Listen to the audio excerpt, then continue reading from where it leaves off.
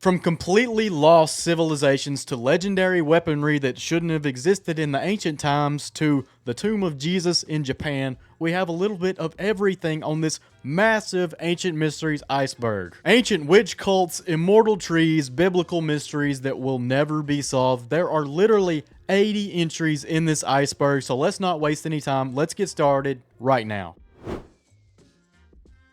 The very first entry on this iceberg are the Archimedes war machines. Now, if you're unaware, Archimedes was basically a genius scientist and inventor, engineer, whatever you want to call him, from ancient Greece. He was actually born in and lived in the city of Syracuse on the island of Sicily. Not too much is known about his personal life, but we do know that he was an absolute genius whenever it came to inventing things. This guy lived during the 3rd century BC, and he actually spent a lot of his time growing up at the Library of Alexandria learning all this stuff. That's why he became such a genius. He proved almost every mathematic theory at the time. He created compound pulleys. He created like a precursor to the Antikythera mechanism. He was just awesome. That's where his war machines come in. He created his so-called war machines to defend the island of Sicily from the Roman armies. The first war machine I'll mention is his giant claw. This thing was basically a giant claw, as the name implies, that was fixed to the seaward walls of the city of Syracuse. This thing was somehow fixed to a crane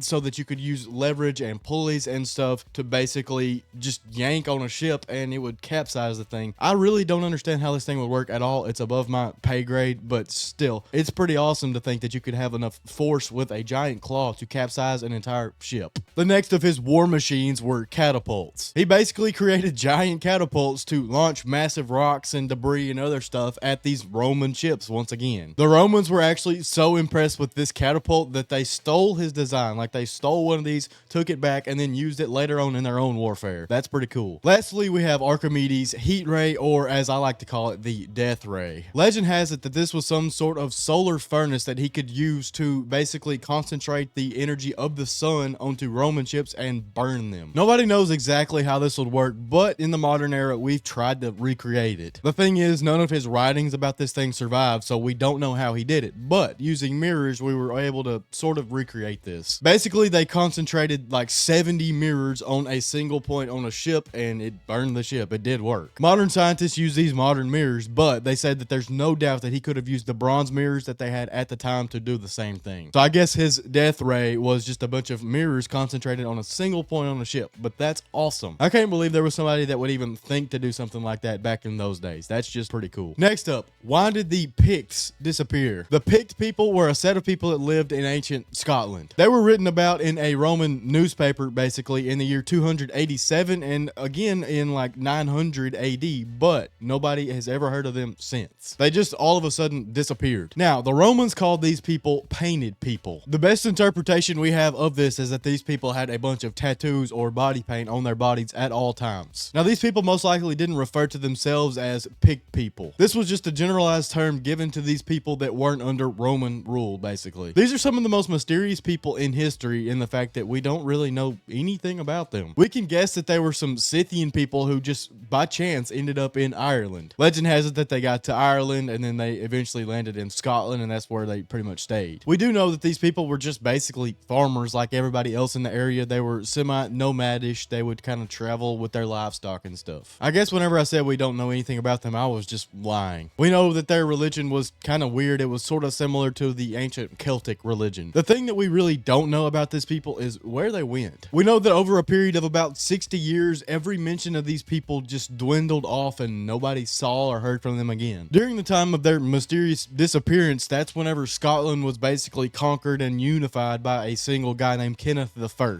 This guy is known as the founder of Scotland, but what did he do with these people? By the way, the story goes that this guy was basically a total backstabber. He invited these Pictish people to a feast and then just stabbed them at the back like red wedding style. So I don't like this guy automatically because you don't do that. I don't care who the people were. General consensus on the matter of the disappearance of these people is that after this guy Kenneth took over and his dynasty began to reign, the people of the time began to just basically oust the Pictish people. They didn't oust them themselves, but they didn't allow their culture to basically be there anymore at all. They didn't want them to practice their traditional religion. They imposed Christianity on them, and their entire culture was basically just wiped. They were integrated fully into society. It's very sad that all of their history and customs and everything was basically erased, but at least they didn't just kill them all. You gotta see the bright side to things. Just real quick, thank you so much for watching this video. If you're enjoying, hit that subscribe button. It helps me out a ton. There's a lot left to go, so I won't take up any more of your time. Let's get into it. And by the way, if there are weird cuts in between the parts of this video, it's because it's a supercut of the Ancient Mysteries videos I've been working on for the last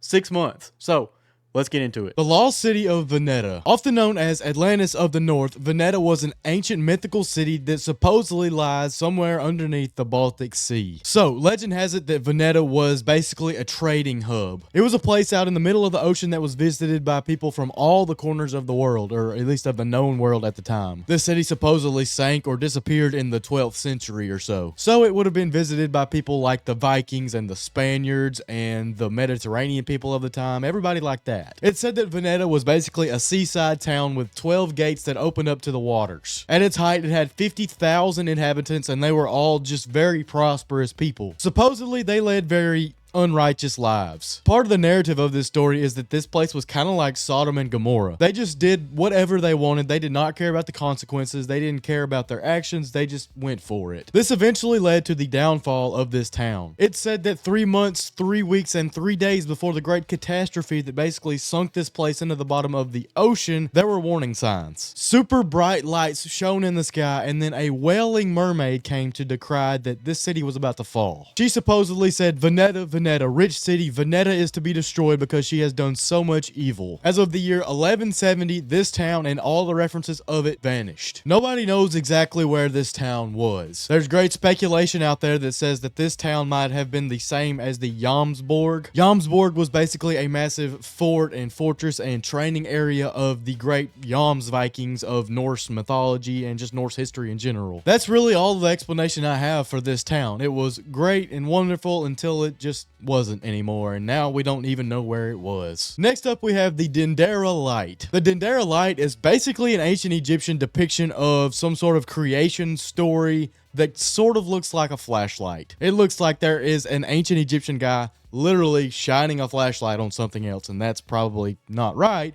But let's talk about what it actually is, I guess. Now, I'll throw a picture on screen as to what this thing actually looks like, but for the most part, it looks like a lotus flower and like a pillar and a snake god, basically. It really does look like a flashlight. I'm not even gonna lie about it. It's all very explainable whenever you actually look at the context of the ancient Egyptian mythology of the time. You obviously have the lotus flower, which makes sense. You have that pillar that is a symbol of stability for the time, and then you have that snake goddess that is weaving throughout the light bulb. It's not really a light bulb, I'm just saying. This is one of those pieces that's used by pseudoscientists and conspiracy theorists and just random nuts like myself to say that maybe the ancient Egyptians had electricity of some form. Like I've said 100 times already, it looks like a guy shining a flashlight. There was once a light fixture known as a Crookes tube that quite literally looks a lot like this thing. So I'm just saying, maybe, but probably not. It's probably just the, the depiction of the mythology. Where's the true location of Mecca? If you're completely unaware as to anything world religion wise, Mecca is the holy city of the religion of Islam, basically. This place was supposedly the birthplace of their prophet Muhammad, who basically created the Islamic religion. Also, in that religion, you're supposed to pray toward Mecca 5 times a day. There's a lot of religious significance toward this city, but there's also the question, is the Mecca that's in Saudi Arabia right now, is that the actual Mecca? The question isn't so much, is it Mecca that's in Mecca or whatever, it's more so regarding the Masjid al-Haram. The Masjid al-Haram is basically the sacred site where there was a sacred well, where Muhammad was given the Quran, where he was born, stuff like that in this faith. This is supposedly the holy place. There's genuine question as to whether or not the modern day Masjid al-Haram mosque site in Mecca is is the actual site from the biblical text or the Quran text. The archaeological comparison has been made between this place and Jerusalem. Jerusalem was the epicenter of, all three Abrahamic faiths, basically origins. As such, there's been relics that date back to like the 3rd millennia BC and, all around that time. The same cannot be said for the Mecca area, and that's where the little controversy comes in. There's also the fact that the ancient mosques of the time that were built before, the modern day, they were all supposed to face Mecca. The ones that still exist today, they don't actually face the modern day Mecca. They face this ancient city of Petra. That lends to the theories that maybe this ancient city of Petra was the original site of this Masjid al-Haram. Overall, there's just not enough evidence to say one way or another whether this was the holy city or not. There is the argument that can be made for the ancient city of Petra that says that basically back in the day Muhammad destroyed 360 pagan idols or something in that holy city of Mecca. When Muhammad was alive, this city would have been fully under the control of the Byzantine Empire, so it's very unlikely that this actually happened in that city of Petra. So it was somewhere else. The most likely explanation as to why these ancient mosques were pointing toward the city of Petra was the simple fact that back then they just weren't that good at geography and pointing stuff in the right direction. My take on it is that Mecca probably was the Mecca. King Vortigern. King Vortigern was a 5th century warlord of the Britons. And by the Britons, I mean the Bretons, basically the ancestors of the Welsh people. This guy's existence is actually very contested. Like, nobody knows if he was actually real or not. He was written about by a 6th century monk named Gildas. This guy Gildas was a very prominent Christian monk of the time, and he is thought to be a legitimate source, but we really just don't know for sure. He was also written about by another British monk named Bede, so it's likely that he was real, or at least some form of him was real. According to legend, King Vortigern was the leader of the Britons, or however you say that. Anyway, he got the Saxons to team up with him to fight the Picts and the Scots. The Saxons then revolted against the Britons, and in that 3-pronged head now, the Saxons, the Picts, and the Scots all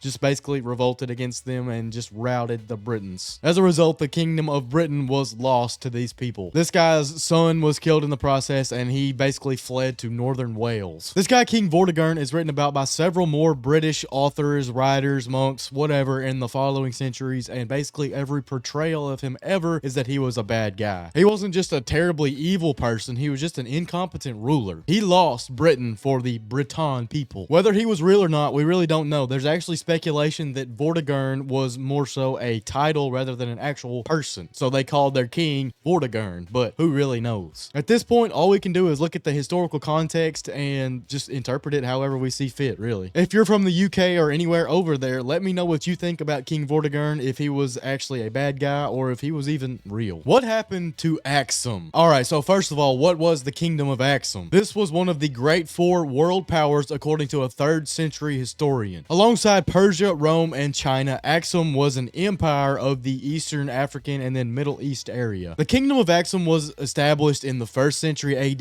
and it did really well until currency stopped being minted for some reason. Their currency was very powerful in that area until it just wasn't anymore, and then in around the year 960 AD, the country basically vanished. Sort of like the late Bronze Age collapse, this kingdom just completely collapsed in 960 AD. There were a lot of factors that led to this, so let's look at what happened. So to look at the collapse, you have to look at what made Axum so special in the first place. First of all, their natural resources were incredible. They had rhinoceroses, so they had rhinoceros horns they could sell. They had tortoise shells. They had myrrh, other live animals, tons of stuff, even slaves, sadly. They had such a quantity of this stuff that they traded for basically the goods from the Mediterranean. They traded for gold and iron weapons and everything like that. That's when they started to mint their own coins of like bronze, silver, and gold. It's also important to note that this kingdom was a Christian kingdom. Along their trade routes, basically Christian missionaries met them and convinced them to be Christians, and they introduced this to the rest of Africa, basically. They also had a lot of relations with Constantinople and the Roman Empire, so yeah, that's where that comes from. In around 600 AD, that's whenever the decline of this place started. First of all, they had countless wars with the Persian Empire, so anybody going up against the Persians is probably not gonna,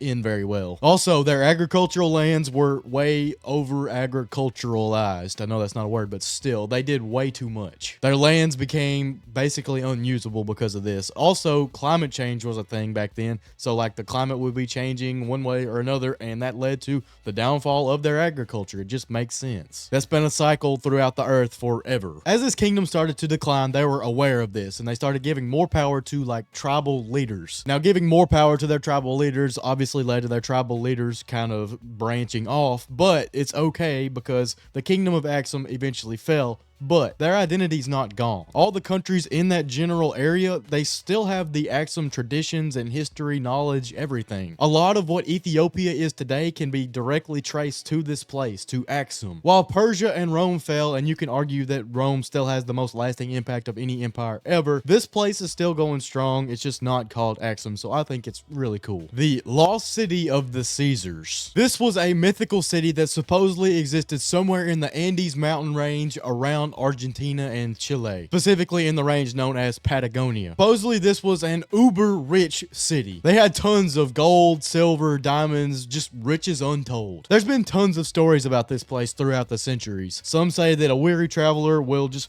one day wander upon it and they'll see all of this crazy stuff. They'll be, replenish their health or whatever, get back on the road and completely forget where this place was. Others say that travelers would find this place if they were lucky enough, and then they would just load their pockets and leave. There have been tons of stories about how this place was established, if it was real or whatever. Some people say that a Spanish shipwreck in the Strait of Magellan led these, shipwrecked sailors to go out there and establish this city between two mountains. Others say that once upon a time there were giants in that Patagonia region and it was their city. Now, why it was called the Lost City of the Caesars in the first place? Basically, in the 1500s, Spanish explorers were coming down to South America. We all know this. It was very documented. They came in there. They found this city that was supposedly filled with giant white men, and I don't know, they go back and write letters about this. They tell everybody about it, and I guess they basically think that the people that were settled there were the ancestors of the great Caesars of the past. Now, after this story, in the decades following, other Spanish explorers said that they found this place too, and it was incredible. The fact that there are so many different eyewitness accounts that say that they saw this, it's kind of suspicious. Maybe this place was real. But if this place was real, how was it real? There's a legend that says the Knights Templar traveled to South America before any other Spanish explorers, and they did this so that they could protect the Holy Grail. This theory says that this city was established by them just to protect this holy relic, and obviously the Knights Templar had tons of riches. They had access to everything in the world at the time, basically, so that's why it was there. That's why it was so great. That's obviously not the case, probably, but I would not put it past the Knights Templar to do something like this because that's just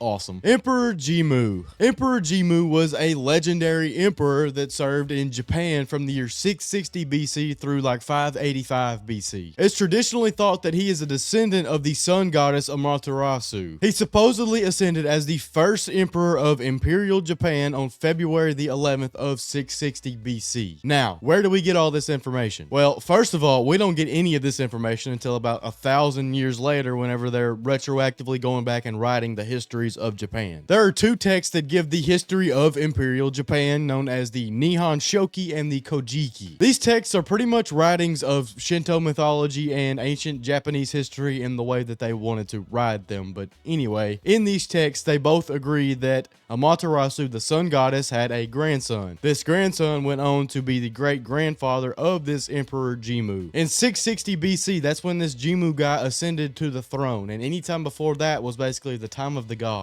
That was whenever these ancient Shinto gods roamed the earth, roamed Japan, stuff like that. This guy reigned as the first emperor of Japan until he was 126 years old, and then he passed away, and that's pretty old. The fact of the matter is, we don't know if this guy was actually real or not, because these texts, like I said, they're more mythological than anything. I will say, in Japan to this day, there was actually a break-in after the breaking up of Imperial Japan, but anyway, they celebrate their National Foundation Day on February the 11th. You can think of this as sort of like our July 4th here in America. Now, it is important to note that in Imperial Japan, all the way up until World War II, everybody believed this guy to be 100% real. That's because Imperial Japan did not let these people study these two texts and compare them against the historical record. Ever since then, they've done some sort of digging into this stuff and realized that maybe this guy wasn't wasn't real. There is a theory that I actually do like about who this guy historically could have been. They say that he could have been this Chinese alchemist named Zhu Fu. Now, Zhu Fu was an alchemist that served in the court of the greatest Chinese emperor of all time, Qin Shi Huang. Qin Shi Huang sent this guy out to find the elixir of life several times, and eventually he sent him to Japan, and it's theorized that Zhu Fu landed in Japan, decided he didn't want to travel anymore. He was just going to settle down and live there for the rest of his life. They say that this Zhu Fu guy went on to be greatly, respected and became this Emperor Jimmu historical legendary figure. I think that's pretty awesome. In general, let me know what you think about this Emperor Jimmu character, because I don't know much about Shinto mythology and Japanese history in general, but I love this study, so there's that. The various relics of the Prophet Muhammad. In the Islamic faith, there are a lot of objects that are closely associated with Muhammad. These objects are not just normal objects, they're actually venerated or basically respected, worshipped, something like that as a result. Now, there are a ton of these items out there, and I'll list off a few of them for you right now before we get into them. There's the battle standard, there's the mantle, the beard, the tooth,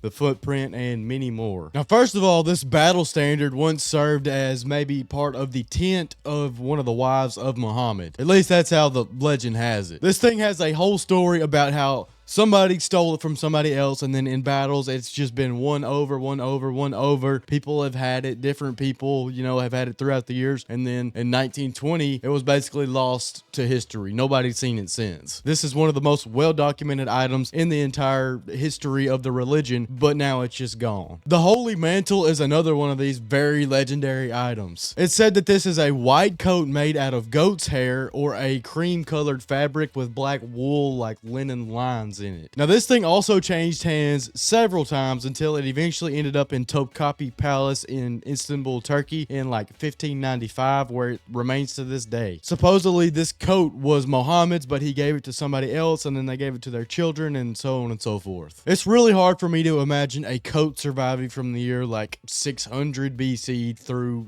modern day, but it is what it is, I guess. Now, the sacred seal of Muhammad was quite literally a seal that was considered sacred because it belonged to Muhammad, whatever. It was reported by the European traveler Jean-Paul Tavernier, there you go. And it's Jean Baptiste, not John Paul. This guy Tavernier said that he saw this thing whenever he traveled through, I guess, Istanbul. This was originally a little red seal that belonged to Muhammad, and it changed hands several times over the years until it was eventually just lost. The guy that lost it felt so bad that he created a completely identical replica, and that's what is in Turkey today. Now, here's a couple weird entries. There's the beard of Muhammad and the tooth of Muhammad. Quite literally, this guy was shaved at one point by somebody, and they kept the beard hairs and put them in a little glass case. That's just weird. The same thing happened for his teeth. He was hit in the head with an axe during one of their early battles of the Muslim Empire or whatever it was at the time. Anyway, they kept the teeth. It's just weird. There are also the footprints of Muhammad. This is quite literally exactly what you would imagine. He made footprints wherever he walked, and these people just framed these up basically so that they could worship the ground he walked on, literally. There are some of these all across the Middle East and even some in India itself. Finally, we have Muhammad's bowl. This is a 1500-year-old bowl like all these other artifacts. It originated in the time of Muhammad. He supposedly ate out of it. He shared a meal with somebody after the archangel Gabriel told him to basically share a meal with this person. This bowl currently resides in a mosque in Chechnya, which is basically in Russia, that general area. It's its own country, I guess, but it is a republic of Russia. I don't exactly know the significance behind this. I don't know why he was in Russia if he was supposedly in Russia. I don't really know. Let me know what you think about these relics of the Prophet Muhammad. Let me know if you know anything else about them. Maybe you are somebody that is of the Islamic faith and you understand more about this than I do. Just let me know something about it. I like this stuff. Next up, we have Pithom. Pithom is an ancient Egyptian city that's mentioned in the Bible and Greek and Roman sources, but we have no idea where it was. Now, there are two archaeological sites that it might have been. One of those was Tel El Maskuta and one was Tel El Retabeh. Still, that's just a guess. We really don't know. So in the Bible, Pithom is first mentioned in Hebrews chapter 1, verse 11. In this, it says that Pithom was one of the cities that the tyrant Pharaoh of the time forced his Israelite slaves or workers or whatever to build. There was another one of these cities known as Pyramesis, but still, we don't know where Pithom was from this at all. We do know through the different translations of the Bible from like Hebrew to Greek to whatever, some of this stuff was lost. It's confirmed that they refer to Pithom and this other city as treasure cities or store cities, so it's likely that they had a bunch of loot or whatever in there. A biblical scholar that came along in the 10th century actually guesses that this is a city known as the Fayum, which is a city in Egypt that's south of Cairo. Now, for those archaeological sites that people actually think were this city, Tel El Retebet and Tel El Maskuta. These two sites are within 8 miles of each other, so either one of them easily could be the place. Obviously, the scholars don't all agree on which one was Pithom or if either one of them was. During the time that this stuff from Pithom was made, Tel El Retebet itself was unoccupied, supposedly. Now, as for Tel El Maskuta, there's also some debate as to whether or not this could have been the place. This one looks more likely because the pharaoh that supposedly had these Israelites make this city, Ramesses II, there were granite statues of him found in Tel El Maskuta. In my mind, that makes the most sense to me. To be honest, there's really no way to know which one was the actual site, if either was. All we really know is that Pithom was real, undoubtedly, but who knows where it was. Where is Shambhala? First of all, Shambhala is basically a spiritual kingdom in Tibetan Buddhism. The word Shambhala itself means place of peace or place of paradise, basically. It's not exactly the same, but you can kind of think of it as the same as our Garden of Eden in Christianity. The question this iceberg poses is, where is this place if it was real and on the earth actually? Well, the texts themselves say that it is a place where love and wisdom reign and nobody can suffer. Oh yeah, this place also goes by Shangri-La, so I guarantee you've heard of that. I mean, Shangri-La Frontier is one of the most popular games of the past few years, but anyway. So the lore around this place is kind of weird, but it does say that there is a location for it. There's an inner meaning, an outer meaning, and an alternative meaning. This outer meaning means that there is a physical location for it on the earth. There's a prophecy surrounding this outer location as well. It basically says that whenever all the outside forces of the world unite under an evil king and have nowhere else to conquer, that the mist would rise from Shambhala, and basically it's going to be the evil people versus every member that has the high karma to reach the city of Shambhala. Supposedly, this means that it is in the snowy mountains of the Himalayas. That's the location. Also, supposedly, after all this happens, the good king that's in Shambhala will defeat the evil army and then usher in a golden age on the earth. This kind of sounds like Berserk or something. Now, while nobody's ever actually found this place, a lot of people have gone to look for it. The most notable on this list to me would be the German Nazis. We all know that they believed in the supernatural. They believed in the Aryan race of forefathers that they descended from or whatever, but they also believed in these other cultures, these other myths, and they sent expeditions to these different places to look for this stuff. They looked in the Himalayas for this place, and whether they found it or not, we really don't know. There are two more theories that are kind of the same, which I actually believe if this place is real, they're probably correct. One of them says that the gate or the entrance to Shambhala is in an ancient Tibetan monastery, basically, that you walk through a portal to get to this place. You can't see it from the outside world. You have to get in through there. This place is guarded by a bunch of Shambhalan monks. The other theory that also kind of ties into this is that Shambhala is a gate between two different worlds. So whenever you get there, you're basically crossing into another dimension altogether. This stuff sounds crazy, I know, but if Shambhala is real at all, it's probably something like this because we would have found it by now. We have airplanes that fly over mountains all the time. We just had technology that would find this place if it was real, if it was accessible in this dimension. Let me know where you think Shambhala is. The Secret Gospel of Mark. This is a secret, longer version of the Gospel of Mark that is supposedly real. Now, by supposedly real, I mean this thing was mentioned in the Mar Saba letter, which was discovered by a guy in the 1960s. This Mar Saba letter is a Greek document that was supposedly written back during the time of Christ, and it was supposedly written by a scholar named Clement of Alexandria. Not much else comes of this letter other than the fact that it references this secret Gospel of Mark several times. Now, we don't know whether or not this letter was authentic or if it was somebody forging something for, personal gain or whatever, but it's pretty cool if this is real. Now, here's what this secret Gospel of Mark actually says, apparently. There were two different passages from this supposed secret Gospel of Mark in this letter. One of them basically tells a story that parallels the story of Jesus raising Lazarus from the dead. That's really all it is. That's the longer piece of text, and it literally just goes through this story again. The other one doesn't even really make sense to us because what this guy Clement was talking about in this letter just, I mean, it was above our heads. It was mentioning stuff that was going on back in the day in this secret Gospel of Mark, supposedly. And I'll explain that here in just a second. This second passage that doesn't make sense says something about the sister of the youth whom Jesus loved, and his mother and Salome were there, but he didn't receive them. We don't really know what this even means. Now, the gist of this letter that this Clement guy wrote was that he was denouncing somebody that wrote this supposed secret Gospel of Mark, or a criticism on it, or something like that. I think he thinks that this secret Gospel of Mark was a forgery, at least the version of it that got released to the public at the time. There was this other guy who at the time, I can't even really pronounce his name, but anyway,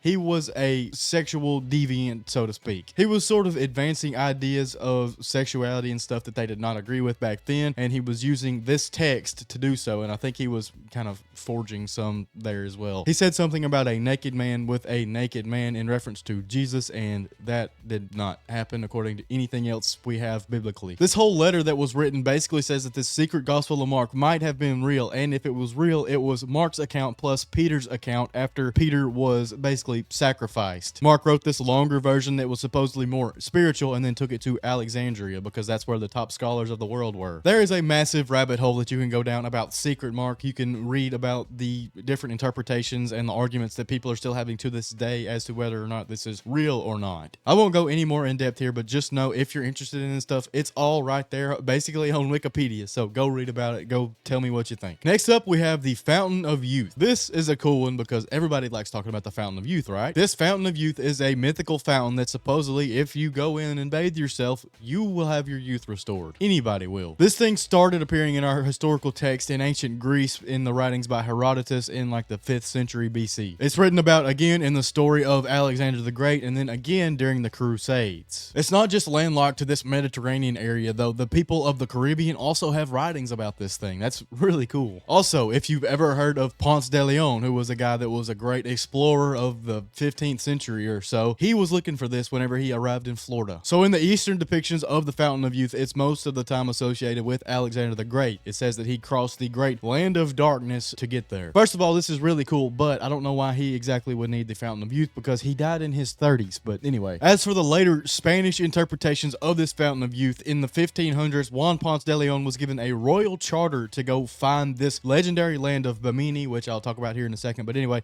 and restore himself in these waters and then, you know, let everybody know where it was. This legendary land of Bimini was a place of wealth and prosperity in Caribbean folklore. As the Spanish arrived there and heard all about this different stuff, they became obsessed with it basically. As a result, they sent Juan Ponce de Leon to find it, and he ended up in Florida. In St. Augustine, Florida, which is supposedly where this guy Juan Ponce de Leon ended up, there is a Fountain of Youth State Park. It was really a place created in like the 1860s to draw people in, draw tourists in. There's no historical evidence that this is where he landed, that this is where the Fountain of Youth is, because it's probably not. At the same time, the people that own this place make a buck or two off of tourists every year, so I mean, it's pretty cool, I guess. Overall, nobody knows where the Fountain of Youth is. It's one of those things sort of like the Philosopher's Stone. I mean, nobody knows anything about it. Nobody knows if it was real or if it still exists out there today. Let me know what you think. All right, next up we have gold digging ants. This is a really cool entry. Legend has it that there were once massive ants the size of foxes that dug up gold dust. This, like the Fountain of Youth, also goes back to the writings of Herodotus. He claimed that these things were located in India. These massive ants would be digging up dirt for their ant mounds, and as they were digging, fine gold dust would be all over the surface of the dirt. The people of the area would go collect the gold dust, and they would have their riches right there. Apparently, the people of the area, if they just went to dig for themselves, they would not find this gold dust. It was like these ants had some sort of instrument that would allow them to know where this stuff was and dig it up. First of all, if there were ants the size of foxes, I would not be going anywhere near their mounds. I don't care how much gold is there. That is terrifying. But anyway, I actually just got back from vacation at Disney World, and in the animal kingdom there, they have some Bugs Life statues. So there are some life-size ants, and they are terrifying. Now, if you look at it historically, you can look at the writings of Herodotus, and they also say that the griffins of Scythia dug up gold dust as well. Griffins were probably not real. So were these ants real? I guess that's your call to make. There's also the historical contradiction that says that Herodotus I'm talking about, he might have conflated the word for gold digging ants with marmots because he didn't speak Persian and he was translating this from people from that area. A marmot would make more sense anyway because they were that size size and they dig. I mean, that just makes sense. Now for the last point on this, there was a study done in Australia recently that says that termites actually excrete trace amounts of gold if they've been like chewing through it. So it's entirely possible that there were gold digging ants way back in the day, or they still exist today maybe, who really knows. Princess Tadu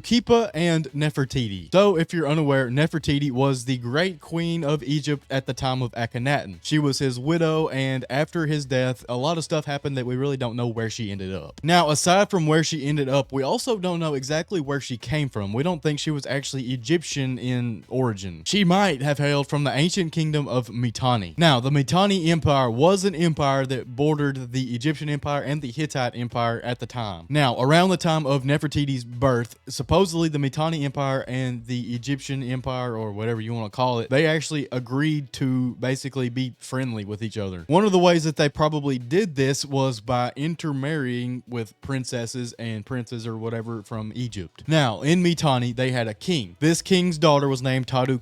She supposedly went to Egypt to marry one of the princes, like I just said. It's believed that she might have been the one that went over there and married Akhenaten and went on to be Nefertiti, the legendary queen of Egypt. If you look at the name Nefertiti in the ancient Egyptian dialect, it means the beautiful one has come. This translation right here birthed this theory. If she is the beautiful one that has come, then she has to have come from somewhere, right? The dates line up of this woman's birth in the Mitanni Empire and the shipping of her over to Egypt. It all lines up. Now, the only real piece of evidence we have that combats this theory is that there was a woman named Tay, the wife of A. She was the nurse for Nefertiti, supposedly. If Nefertiti was a grown woman by the time she got to Egypt, she wouldn't have needed a nurse. But here's what I'm going to say about that. Supposedly, Nefertiti was 15 years old at the time she married Akhenaten. There's no real record of how old this woman was whenever she left the Mitanni Empire, this Tadu lady. She could have been a very young person that was shipped over to Egypt to live this life from the time she was a child. If she was like this, she would have needed a nurse. I don't know. I think it's all a little bit too convenient to be a coincidence, but you can let me know what you think. Next up, we have the Greek mythical figure Talos. Talos was a man made from bronze. He was supposedly powered by ichor, which was basically the nectar of the gods. This guy, or this automaton, if you want to think about it that way, because he was made of bronze after all, so, you know, he might have been a robot, basically. He was tasked with protecting the island of Crete. He was actually given to the people of the island of Crete by Zeus. Zeus himself gave this guy to Crete. He gave him to Europa in specific. Europa was supposedly the mother of the great king Minos from Greek mythology. And of course, she messed around with Zeus a little bit. Now, according to Greek mythology, this guy Talos wasn't just some random automaton that somebody created. He was a descendant of a bronze race that sprang from the ash trees. That's pretty cool if you ask me. There's also some language in one of the stories about Jason and the Argonauts who fought this guy and ended up offing him as well, that says that this guy was basically as big as a pine tree, though that might have been some kind of embellishment. The whole story is embellishment, but still. Now, according to myth, this guy Talos traveled around the island of Crete and basically threw boulders at anyone that he deemed to be a threat. He was tasked as being the protector of this island, so he would literally just chunk massive boulders at ships, and that's what he was doing to Jason and the Argonauts whenever, you know, they ended up offing him. Now, as for the actual rational interpretation of this character, it basically is that once upon a time in history on Crete, there was a guy that was tasked by King Minos, if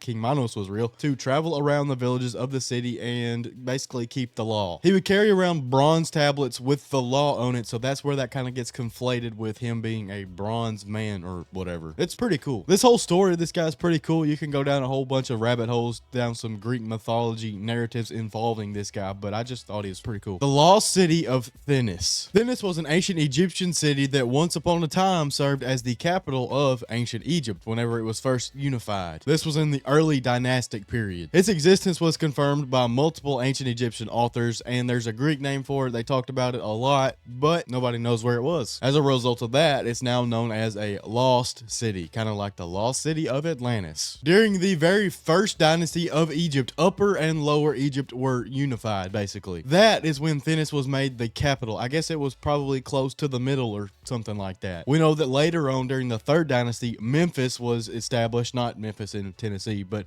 Memphis in ancient Egypt, and that was made the capital then. After that, Thinis must have probably gone downhill somewhat. We know for a fact that even if the population of Thinis went down, its riches did not. The sixth pharaoh of the 18th dynasty of Egypt had tax records that we can still view today. He taxed the absolute fire out of Thinis. He taxed it much more heavily, up to like double and triple amounts of what Abydos was taxed, and Abydos was a rich place. If there was a place this rich, why can't we find it today? I guess the fact that it was probably 5,000 years ago, but you know, other than that. There are a couple of archaeological sites that might have been the home of this place, but we really don't know for sure. There's a place called Gurga and there's one called El Berba. These places were close to Abydos, and apparently according to the Egyptian Book of the Dead, this place was close to Abydos, but we really just don't know. To this day, we are unsure of where this place was. I don't know if we will ever find it, actually. Akaria Kanad. Akaria Kanad was an ancient Indian philosopher and scientist who actually came up with our modern day atomic theory, though we didn't really know it at the time. As you all know, if you took chemistry or basic science classes, John Dalton was credited with creating our modern day atomic theory. Little did we know that a guy named Akaria Kanad actually did this 2,600 years ago. Well, around 2,600 years ago. This guy lived somewhere between the 6th century and the 2nd century BC in ancient India. This guy is an absolute legend whenever it comes to this stuff. He tried to figure out things and how they worked, basically, like any other chemist. He didn't do it exactly like the modern day chemist, though. He kind of leaned more into the spiritual side of things because that's just what they did back then. He talked about how everything had a soul and how, you know, earth, water, wind, fire, whatever, they all made up different types of elements, stuff like that. But what he came up with was basically the founding father of atomic theory, although we didn't actually cross-reference it whenever we studied that stuff. He talked about different parts of realities, those being like atoms that were made of different things and just other stuff, you know, and then atoms make up molecules, which he's not wrong there, but I mean, it was pretty cool that he came up with this stuff all the way back then. He also came up with the same idea that atoms could not be created or destroyed, basically, so I mean, he really was a genius for his time. This dude's awesome in that I've never even heard of him, and he was a genius at the time. You hear all the time about ancient Greek philosophers and scientists or whatever. You don't ever hear about ancient Indian guys. That probably has to do with the fact that us in the West are more connected with the people from Greece because they were our forefathers, basically. But these Indian people, they were really smart too. We should look into all these ancient cultures and learn lots of stuff. The Forgotten Kingdom of Urartu. As the name implies, this was an ancient kingdom that was alive in like the 800 BC to 500 BC era that we just really don't know exactly where it was today. We do know that it was somewhere in the Armenian highlands, and we know that it was overshadowed by Mesopotamia and Egypt because everything was. Now, back in the days before this kingdom was even put in place, there were little city-states basically known as the Nairi states. These little places were constantly being invaded basically by the Assyrian Empire or the Middle and Neo-Assyrian empires. As a result, they all banded together to form their own little kingdom, the Urartu kingdom. This place began to thrive for a while. They introduced animal husbandry and other agriculture. They had tons of fruit trees and stuff. I mean, it was a really cool place. We know that in that area, in like the lakes of the Armenian highlands, they had tons of water and grass, and it was just beautiful. That obviously makes people jealous. The Scythians began to attack this country all the time. As a result, these people of the Urartu kingdom began to rely on the Assyrians for help. Now, if you remember, the Assyrians were originally the enemies of these people before these people banded together, but they ended up getting along with them. It wasn't until the Assyrian Empire fell that these people really fell apart as well. The Assyrian Empire of the time was conquered by the Medes and the Babylonians, so after that happened, these Medes and Babylonians basically just marched over here to Urartu and captured their kingdom. The whole place was pretty much destroyed. After all that went down, Armenia eventually established itself in the same area. Looking back from a historical perspective, these people were the ancestors of the Armenians. Like, they took the genomes and the genetic stuff of some Urartian, however you say that, skeletons, and compared it to the DNA of some modern day Armenian people and some other people from the area, and the Armenians have the least genetic distance from these people. So yeah, they were their ancestors. Now, I think that studying this kingdom was awesome because I had never even heard of it, and I'm sure you haven't either because, I mean, who has heard of this? It's literally overshadowed by everybody else in that entire area. Our first entry in this one is the Roman hold jar. This is a jar that dates back to ancient Rome that is absolutely full of holes. It's got holes all over the sides of the thing, kind of like Swiss cheese, really. The thing about this jar is that it was found in like 180 pieces just shattered in a storeroom in the Museum of Ontario. Workers at the museum put this thing back together finally to find out that these holes are just everywhere and nobody really knows why. The jar itself is around 16 inches, so it wouldn't hold tons of stuff, but we have a few ideas of what it might have held. The best idea we have of what it held was mice. There are little mice known as dormice that back in ancient Rome, for some reason, the Romans thought they were a delicacy. I guess they would reach their hand in the cookie jar, or the proverbial cookie jar. They really picked out a mouse, and that's just crazy. Obviously, these jars had to be rounded so that the mice couldn't crawl out of them, and they also had to have holes so that the mice could breathe. These things were actually called glorariums. The thing about glorariums that we know is that the holes in the jars are not nearly as big as the holes that are in this jar that we found. There's another idea out there that says that maybe it held snakes because, you know, in ancient Rome and just the ancient world in general, snakes were huge in religion and all that kind of stuff. They might have had snakes that were in there that were too big to crawl through those holes. Who really knows? Oh yeah, and that's not the only mystery. We also don't know where this thing came from. Like, we don't know how it got to the Museum of Ontario Archaeology. Back in the 1950s, there was a guy named William Francis Grimes who was like a Welsh archaeologist. He donated a bunch of stuff to this museum, so maybe it came from him. That's the most likely explanation as far as we know. I need to back up a second and talk about that whole mice thing. Why in the world would anybody think that a mouse is a delicacy? They are like the grossest animals on the planet. I don't know. That's up to them, I guess. The ancient Romans were weird. Next up, we have the question, how did the Dogon tribe know about Sirius B? Alright, so first of all, the Dogon tribe are an indigenous tribe to West Africa in the region of Mali. They're very different from a lot of the other African people because their religions and just traditions, they're all different. Now, as for the other half of that question, Sirius B, that's a star. Sirius B is a white dwarf star with mass equal to our sun. What the Dogon people knew about Sirius B is that it had a 50-year cycle, basically. Its orbital period lasts for 50 years, and I guess that's when they see it again. The thing is, they shouldn't have known this because they didn't have telescopes, they didn't have any advanced astronomical knowledge, really, or at least we don't think they did. Now, that's the more mild part of this entire situation here. The Dogon people also say that once upon a time, they were visited by extraterrestrial beings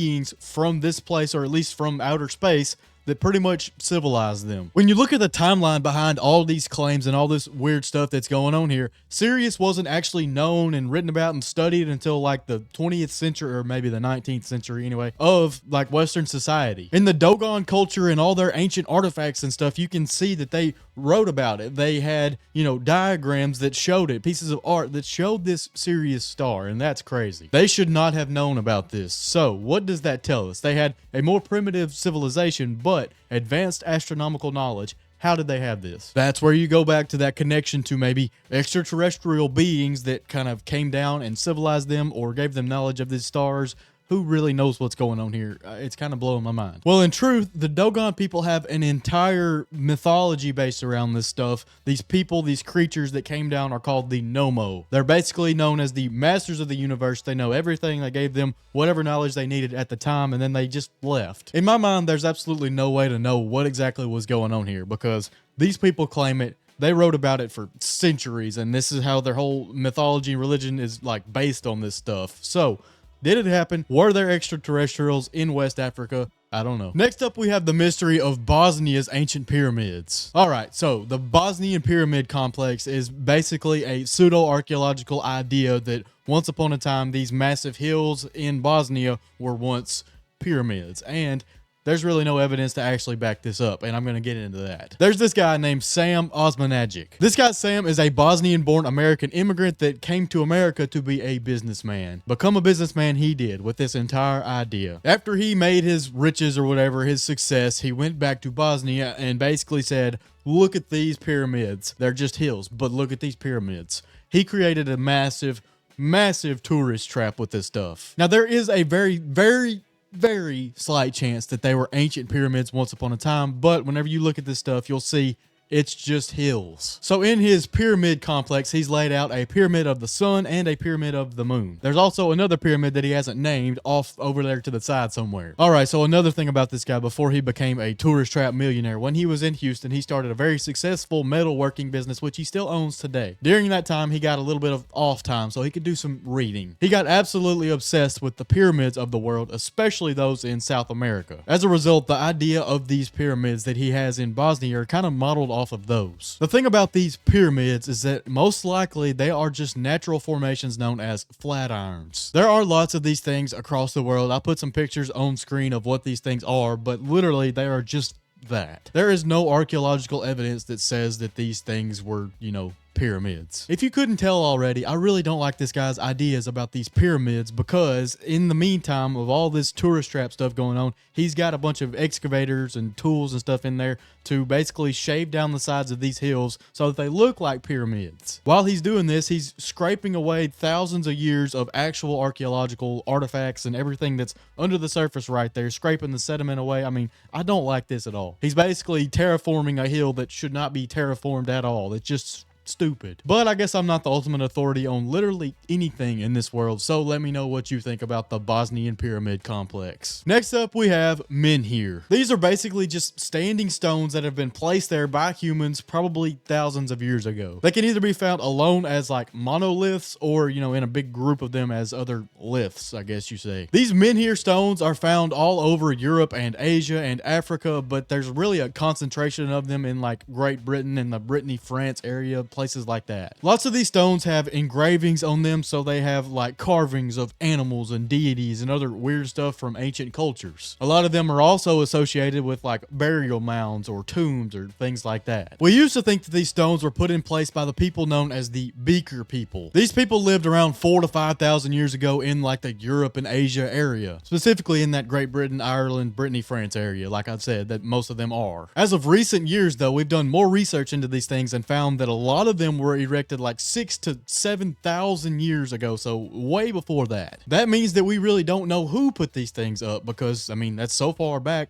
we just don't know. Now, during the European Middle Ages, everybody thought that these things were placed by giants, which is awesome. Obviously, most of us today don't have the same view of giants as they had back in the Middle Ages because back then they thought that they were completely 100% real no matter what, and they put massive stones. They did stuff like Stonehenge. They did all that kind of stuff, but we really don't know. Now, because we don't know who put them up, we don't know what they were used for, we don't know what these carvings on them symbolize, we don't know really anything about them. This is one of the ancient mysteries of the world that's gonna stay an ancient mystery for a long time to come, probably forever. Next up, we have the Blue Men of the Minch. All right, so first of all, the Minch is a strait of water that basically separates the mainland of Scotland from these other islands over here known as Lewis and Harris. Why is there an island known as Lewis and Harris? That's a weird name. But anyway, these blue men are supposedly some sort of ancient creature that lives in this sea or on this sea, whatever, in this little strait, and basically looks for ships that come by and sinks them. This is basically a Scottish folktale. Behind every folktale, though, there's a little bit of truth somewhere. So what were these blue men? This is a really cool folktale. It says that these blue men basically swam through the ocean like a dolphin or a porpoise or whatever that is. They could speak to humans. They could speak, I guess, English or whatever they spoke in Scotland back in the day.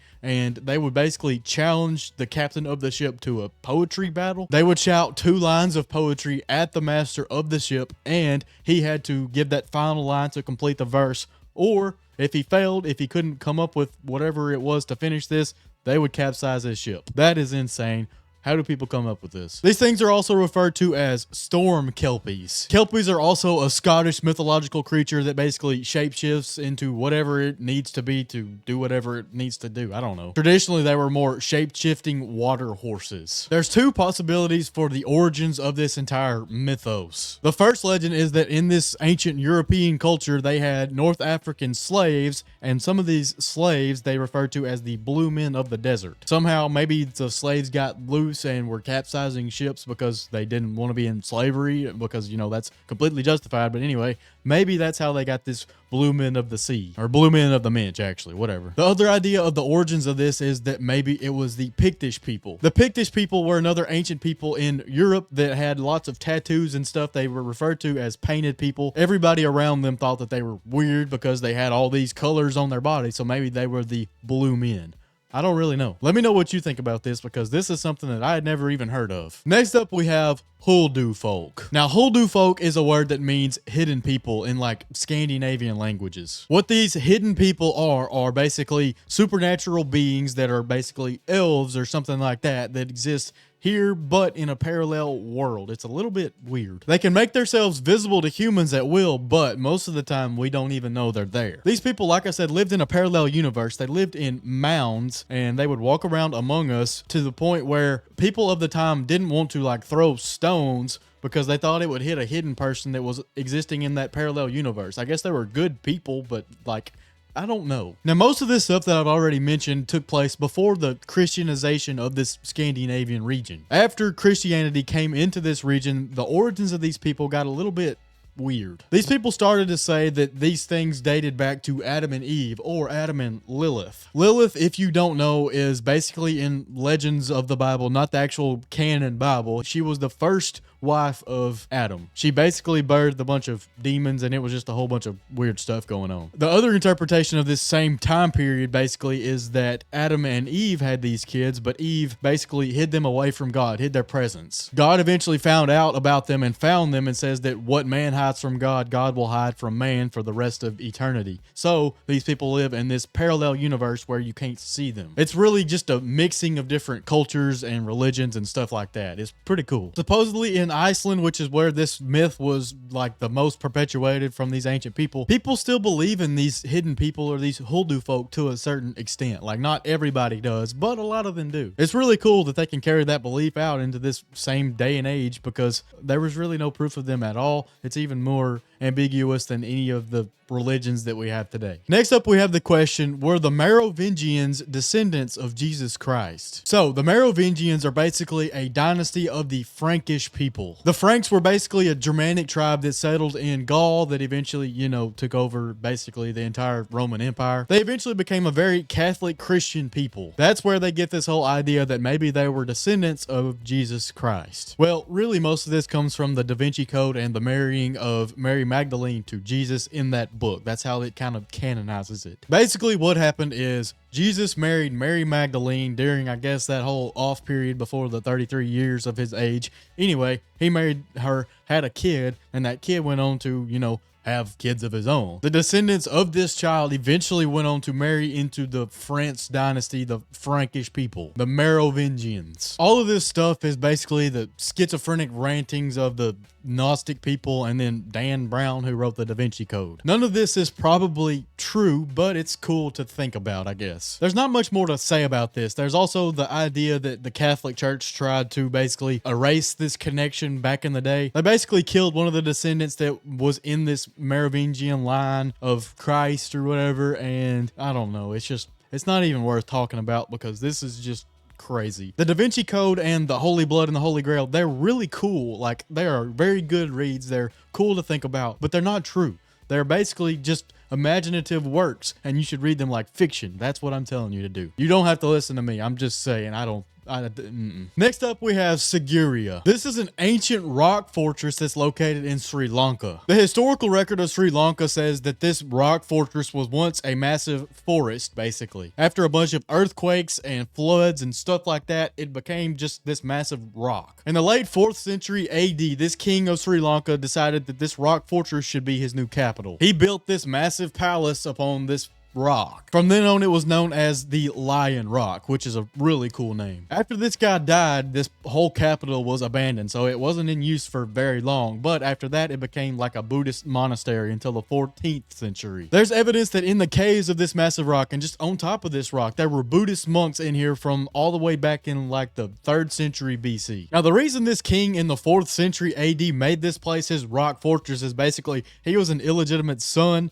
He took the throne by force from whoever was there before, and the guy that was there before fled to South India. He didn't actually die. So the new king was scared for his life, scared that he was going to be attacked, so he went to this massive rock fortress. This guy's prediction that he was going to be attacked by the rightful heir to the throne actually came true. This guy came back from South India and defeated him in battle, and that was basically the end of that. They abandoned this rock fortress because they didn't need it anymore. I guess ever since then, the Buddhist monks moved back into that fortress and then used it for another 1,000 years and then just left. This place is really cool. It has all kinds of gardens in it, like you can tell exactly where they did what they did even to this day. So, I mean, it's a really cool place. Next up, we have the Mysteries of Silbury Hill. This is a massive prehistoric chalk mound that's in Wiltshire, England. It's actually pretty near Stonehenge. It's part of the same like complex of prehistoric monuments. This hill is mostly made of chalk and clay, and it's up to like 129 feet in elevation, and it takes up 5 acres, which is a lot. This would have taken a lot of time and a lot of skill to build this thing up without like a bulldozer. Apparently it was constructed in several different stages. So like the first stage was in 2400 BC to 2300 BC, 100 years right there. Archaeologists estimate that it would have taken 500 men 15 straight years of working to do this thing. So it was obviously in several different stages between those 100 years. This is actually insane. It's one of those things that there's really no explanation as to what it was built for, what it was, you know, just constructed for. There's no way to know. Another thing about this is it was made of like half chalk and then the other half clay. I didn't know chalk was able to be formed into stuff like this. It's just kind of really, I don't know, it's crazy. It's blowing my mind is what I'm trying to get across here. There's not even many prehistoric artifacts that were found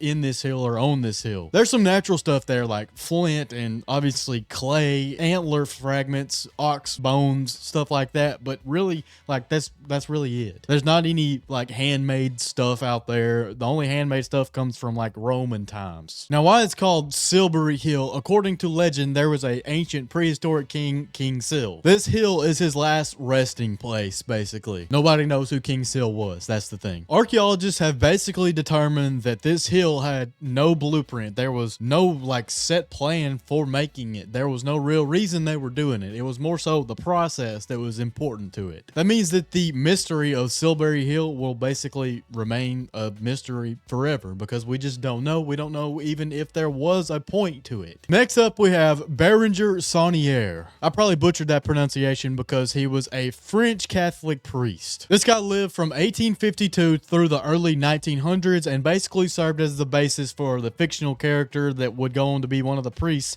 in the Da Vinci Code once again. So, as I said, the Da Vinci Code is fiction, but this guy was real and inspired a lot of this. So, the most important part about this guy, he served as the priest of a church in Rennes-le-Château, which is obviously in France. Its church was dedicated to the Saint Mary Magdalene. This guy was involved in a lot of controversy with the Catholic Church and with France in general. First of all, he was preaching anti-republic lessons or masses, I guess they call them in the Catholic Church. He was suspended because of all this stuff for like a year from preaching and whatever at his Catholic Church. He also did a lot of stuff monetarily that the parish or whoever is over him did not agree with. He did a bunch of renovations on his church and spent a lot of money. He had like 3 hearings to talk about this stuff, so he was in a lot of trouble. He got a lot of money from somewhere and spent it on the church, but nobody knows where it came from, and that's one of the mysteries around this guy. After that 3rd hearing from the church, he was basically excommunicated and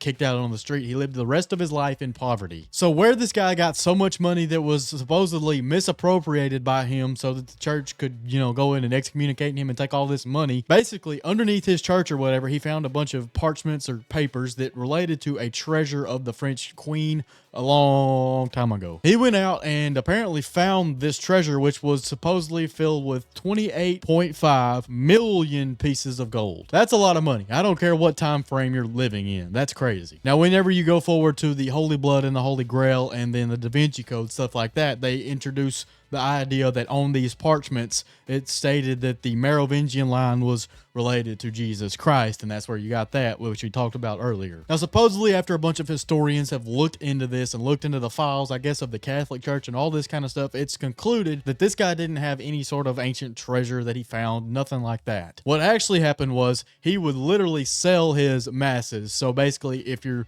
like me, he's selling his lessons, his preaching. Legally, he could only give like 1 mass mass per day, or like, you know, several on Sundays or Saturdays, whenever they hold mass in the Catholic Church. At these masses, you know, you would give your donation, you would give your contribution to the church, but you're only supposed to do that one time a week. That's like the law or whatever around that in the Catholic Church. What this guy did was he would actually sell entry to these masses. He would charge 1 franc or however many francs per mass. So to get in the door, you had to give money to the church every time. What he would do was he would hold these masses all the time. He would have multiple every single day, which he's not supposed to at all. That's why he got into so much trouble with the Catholic hierarchy. He was basically a corrupt, money-hungry priest, basically. He wanted to make his church better, but at the end of the day, it was probably just greed that got him there. Next up, we have Superhenge. All right, so Superhenge is the remains of a massive stone monument that's like way bigger than Stonehenge. It's also in the United Kingdom. It's literally 2 miles from the site of Stonehenge itself, and it's 15 times as big. That's crazy. So this thing is also known as Mardenhenge. It's an oval in shape, and inside that shape are 35 acres of land. Now that's wild. Now today there's no longer any standing stones, at least without the help of man to stand them back up. But once upon a time, these stones were all standing upright. They're basically lithic stones, like I already talked about earlier. There's about 90 of these stones that have been found so far, and once upon a time, whenever they were standing up, they were about 15 foot high. That's before they were pushed over, but they were pushed over 4500 years ago. So can you even imagine how far back these things go? All right, so despite the sheer size of this thing, this is one of the least studied and excavated henges out there. In the little bit of digging that they've done, they haven't found that many artifacts or bones or anything. They have found a lot of like animal bones, but it's really not as extensive as you would think. They have found 320 animal bones, most of which belong to like sheep and deer. Obviously, this means that they were probably farming at least sheep. They probably weren't farming deer, but they were farming sheep back then instead of like cattle, goats, and pigs, whatever like that. I say back then, but when was back then? Well, it was Neolithic. That is an absolutely massive period of time from like 10,000 BC to 2000 BC. So literally anywhere in there. I guess after the Neolithic people, the Stone Age people that actually erected these things left, people came along later and, you know, pushed them over for some reason. I don't know. But that's Superhenge. There's really not that much to talk about because it's not that excavated. People need to get to work over there. You know what I'm saying? Next, we have Westcar Papyrus. The Westcar Papyrus is an ancient Egyptian text that tells the story of 5 miracles being performed. These miracles were performed by priests and magicians all the way back in like 1650 BC, or at least that's when the stories were told. This took place in the royal court of King Khufu. Now, this text is named the Westcar Papyrus because in like the 1820s, there was a guy named Henry Westcar that traveled through Egypt and basically did some excavating. At this point, he obtained this papyrus during his travels throughout Egypt, and we've had it in like circulation ever since. Now, the stories contained in this papyrus are absolutely wacky. The first story we can't even really read. Like, the papyrus text is basically broken down. We don't know what's going on there, but the second one is crazy. This second story basically says that a priest in the time of one of the ancient pharaohs created a wax crocodile. This wax crocodile had some magic imbued on it, something like that, and it was informed that it was supposed to basically capture this guy who the pharaoh's wife had been cheating on him with. It did this. It sank him to the bottom of the Nile. It did some more stuff. It's really just crazy. Why do they have inanimate objects becoming real in ancient Egypt? I don't know what they had going on back there. There are some more stories in there. Obviously, I said there were 5, but anyway, they tell of basically the wacky endeavors of these priests and these pharaohs, kings, whatever. It's kind of crazy stuff. This stuff had a lot of cultural significance on the ancient Egyptians throughout the years. This is just what I'm thinking. I'm thinking that some of this stuff that was going on, these pharaohs, these miracles, stuff like that, stuff that was happening in their courts, some of that goes back to like biblical days. Like, we can think about what was happening in the Bible and say that the pharaoh's men, they were doing stuff, they were doing magic according to the Old Testament. Some of this stuff might have related to that, like that actually happened. So it's just pretty cool. Next up, we have Sirish or Mushrushu. Mushrushu, that's how you say it. I'm going to refer to this thing as the Sirish because I cannot pronounce the other one. But anyway, it was an ancient Mesopotamian creature or deity figure. The ancient Mesopotamian depiction of this creature is like a standing figure on 2 hind legs that look like talons,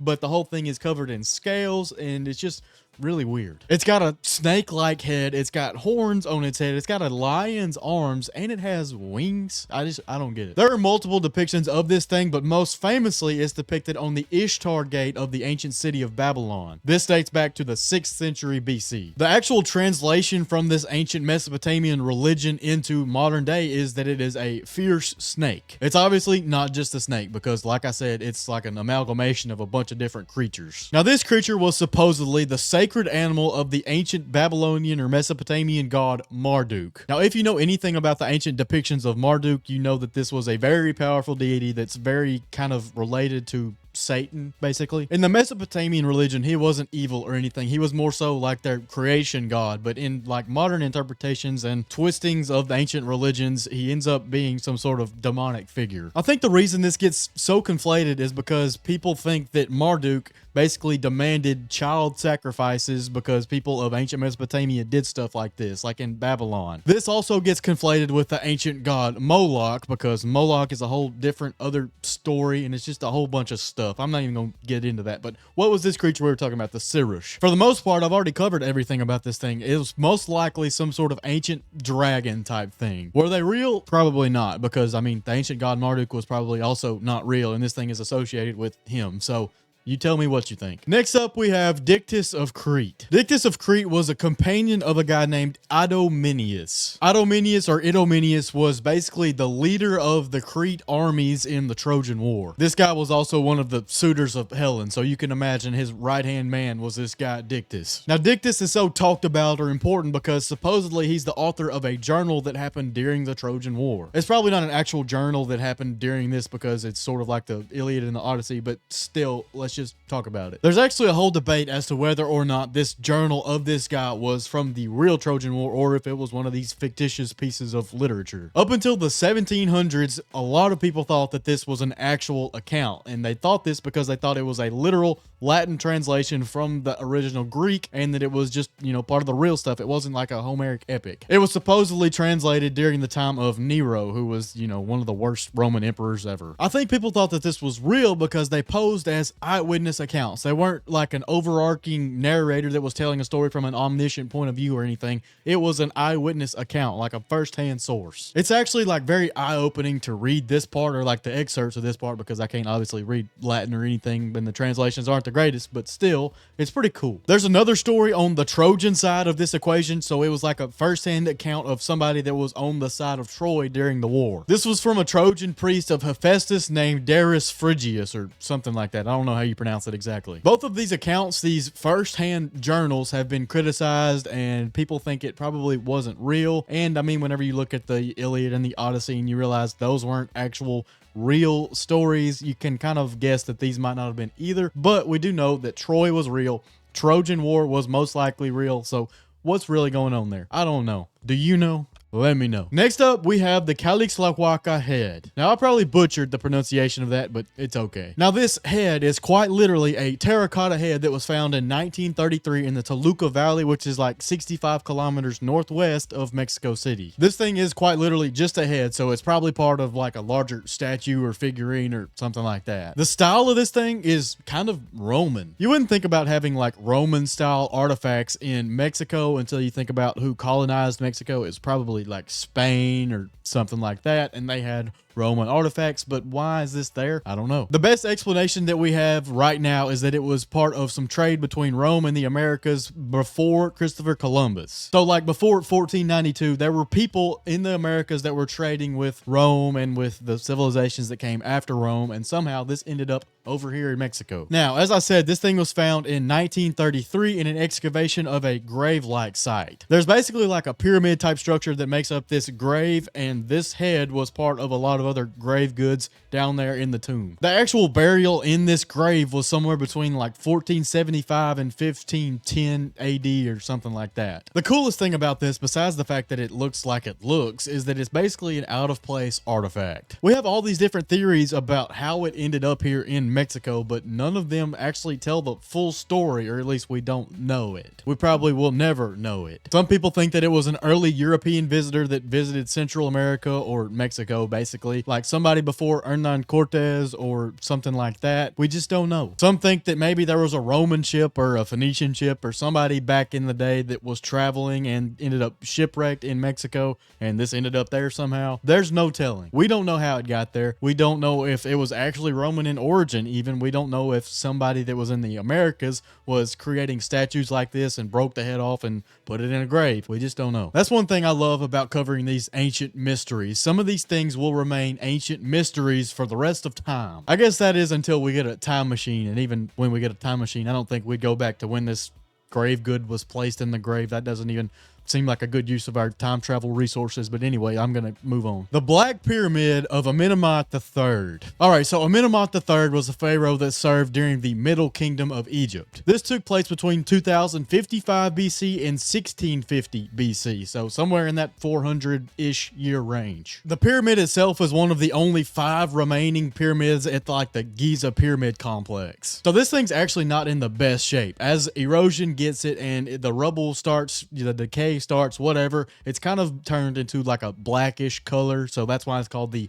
Black Pyramid. The superstructure of this pyramid was made out of mud brick, and it was on like a clay foundation, so it's sort of just like crumbled. The outside, it was like encased in limestone, so you would think it would hold up a little bit better, but if you have a weak foundation, it's gonna fall. That just happens. There were a lot of structural issues with this thing because, like I said, it had a weak foundation, but also it was very low in elevation, which means a bunch of water could basically seep into the foundation. As rain happens and as erosion happens and as thousands of years of just weather happens, this thing just started to crumble. The best thing about this entire pyramid is the pyramidion, which is basically a basalt capstone that once topped the pyramid. This is basically blackish basalt, and it has a bunch of engravings on it. It's really beautiful. I'll put some pictures on screen. All right, so here's something funny for you. This black granite, this basalt, whatever you want to call it, this capstone, it's only 4.5 feet tall and 6 wide. But can you guess how much it weighs? I'll let you take a guess right now in the comments what you think it weighs, but let me just say this. It's carved out of a single piece of solid granite. It weighs 10,000 pounds or 5 tons. That's insane. It's got literally beautiful inscriptions on it. It's got words in, I guess, hieroglyphic format, but I mean, this thing's just awesome. Obviously, this pyramid served as basically a tomb to the pharaoh of the time that created it, Amenemhat III, and his queens, but it just fell in, and that was that. That's the end of this thing's story. The fact that the capstone still looks as good as it does today, and we can still see the inscriptions and everything like that, it's just awesome. I love this thing. Next up, we have Gar Dalam. Gar Dalam is basically a 144 meter long cave that's on the island of Malta. This is one of the coolest discoveries of all time, and I'll tell you why. The first evidence of anything being in this place was in 5200 BC. It's absolutely full of bones. To put the time period into perspective, this thing dates back to like 2,000 years before Stonehenge and the pyramids and anything like that was ever discovered, ever created, anything like that. And this is on the random island of Malta in the Mediterranean. That's just wild. Now, first of all, this cave was most likely created by the recession of an ice age, all the waters that came after an ice age, stuff like that, 12,000 years ago. Once upon a time, there was sort of a land bridge between Sicily and the Maltese islands that allowed these early humans to get there. So first of all, back to those bones. Some of these bones were of dwarf elephants, of hippopotamuses or hippopotami, whatever you say there, of extinct deer species, giant swan, bare bones, literally just crazy stuff that you would never ever think of being anywhere near this place, really. At least I wouldn't. The fact that there were dwarf elephants and dwarf hippopotami is absolutely insane. Like, why are there smaller versions of these things?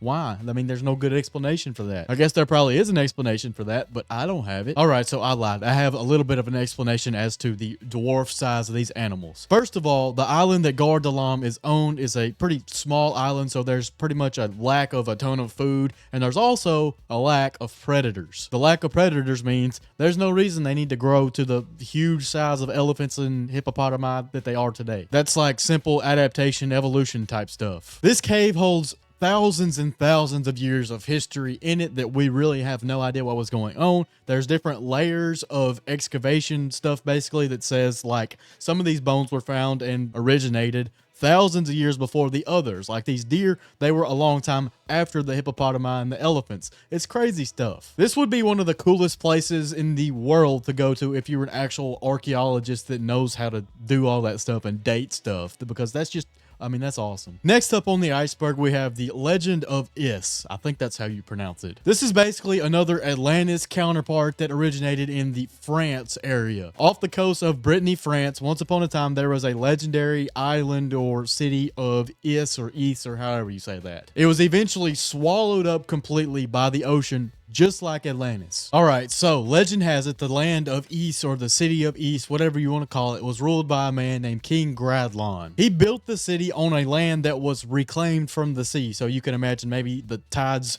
sank lower than normal for a few years, and he built the city here, which would also explain why it was later swallowed up by the ocean. But anyway, he built the city because his daughter, this Princess Dahut, or however you say that, Dahut, I don't know, Dahut. Anyway, she wanted him to do this because she was basically a woman that loved the riches, loved aristocracy, stuff like that. He was a religious man, a pious man, a good man.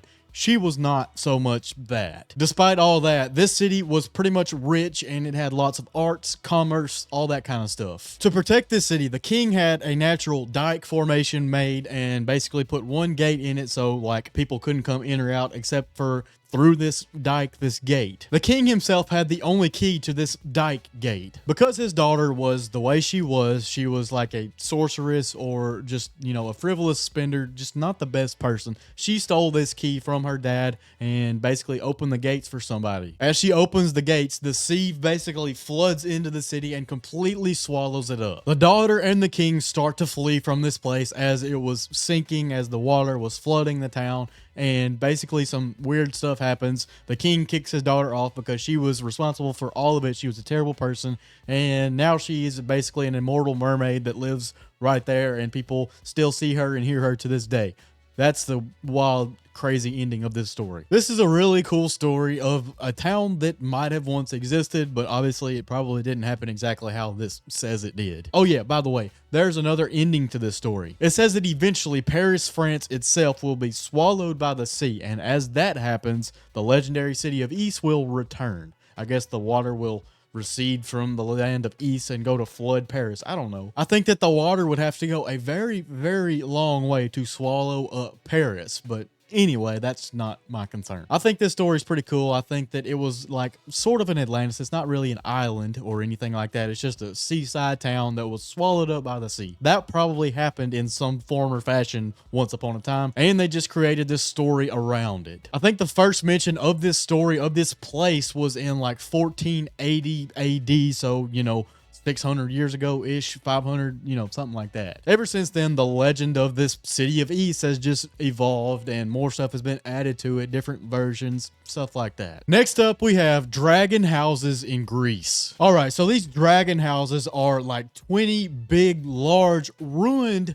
stone buildings in Eurobia, Greece. These are literally made of massive stone blocks, no mortar, no nothing like that, with stone slabs for roofs. These things are really weird because they're located in places with really high altitude, sort of secluded type places. In local mythology, like Greek mythology, dragons weren't just, reptilian dragons. I guess they were reptilian dragons, but they also had superhuman powers. They were sort of, anthropomorphized. The fact that these dragon houses are in secluded places at high altitudes means that, maybe it was something that could fly that moved these things up there. Maybe it was some magical type stuff. I mean, how would they get these huge, massive stones all the way up there making these super structures? It doesn't make sense. Each one of these also has a big opening in the roof, so like a big massive sunroof, or maybe it was somewhere that a dragon could land. I don't know. These things are not studied like at all, really. Like there's no consensus on who built them or even when they were built. The little bit of excavating that has been done shows that there's some like ceramic remains. There are some animal bones, some ancient utensils, stuff like that. Now, if you put all the supernatural stuff aside, we can look at these things and think maybe they were astronomical observatories or something. They were at high altitudes. They had these massive sunroofs. So maybe, people were looking up in the stars, looking up at seeing what happened. And actually there's some evidence to back this up, like with the different star clusters and stuff.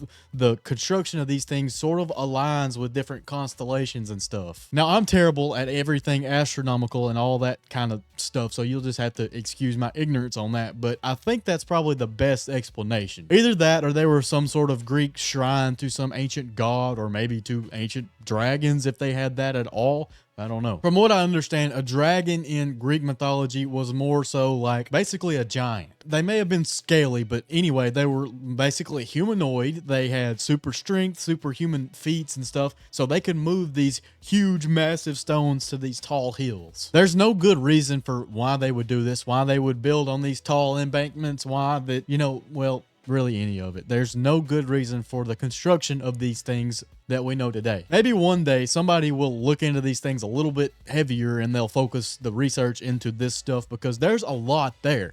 They just got to figure out what it is. Next on the iceberg is the Derveni Papyrus. So this papyrus is an ancient Greek text that was originally created in like the 5th century BC and then transferred over to another papyrus in like 340 BC. This thing was originally found in 1962 in Greece near like Thessaloniki or Thessalonica. I don't know how you say that, but anyway, near that place. What the papyrus actually is a poem that basically is a commentary on another poem that was a work that details basically the origin of the Greek gods. This thing was found in 266 fragments, so obviously it wasn't found in the best condition. So the commentary itself is a commentary on this poem that was written by Orpheus, who himself was basically an ancient Greek poet. He wrote something, like I said, about the origin of the Greek gods that ended up being used in the mystery cult of Dionysus, which that's a whole other rabbit hole to go down. I can't go into the depths of the details of this thing because I'm just not that smart literarily, or however you say that. But anyway,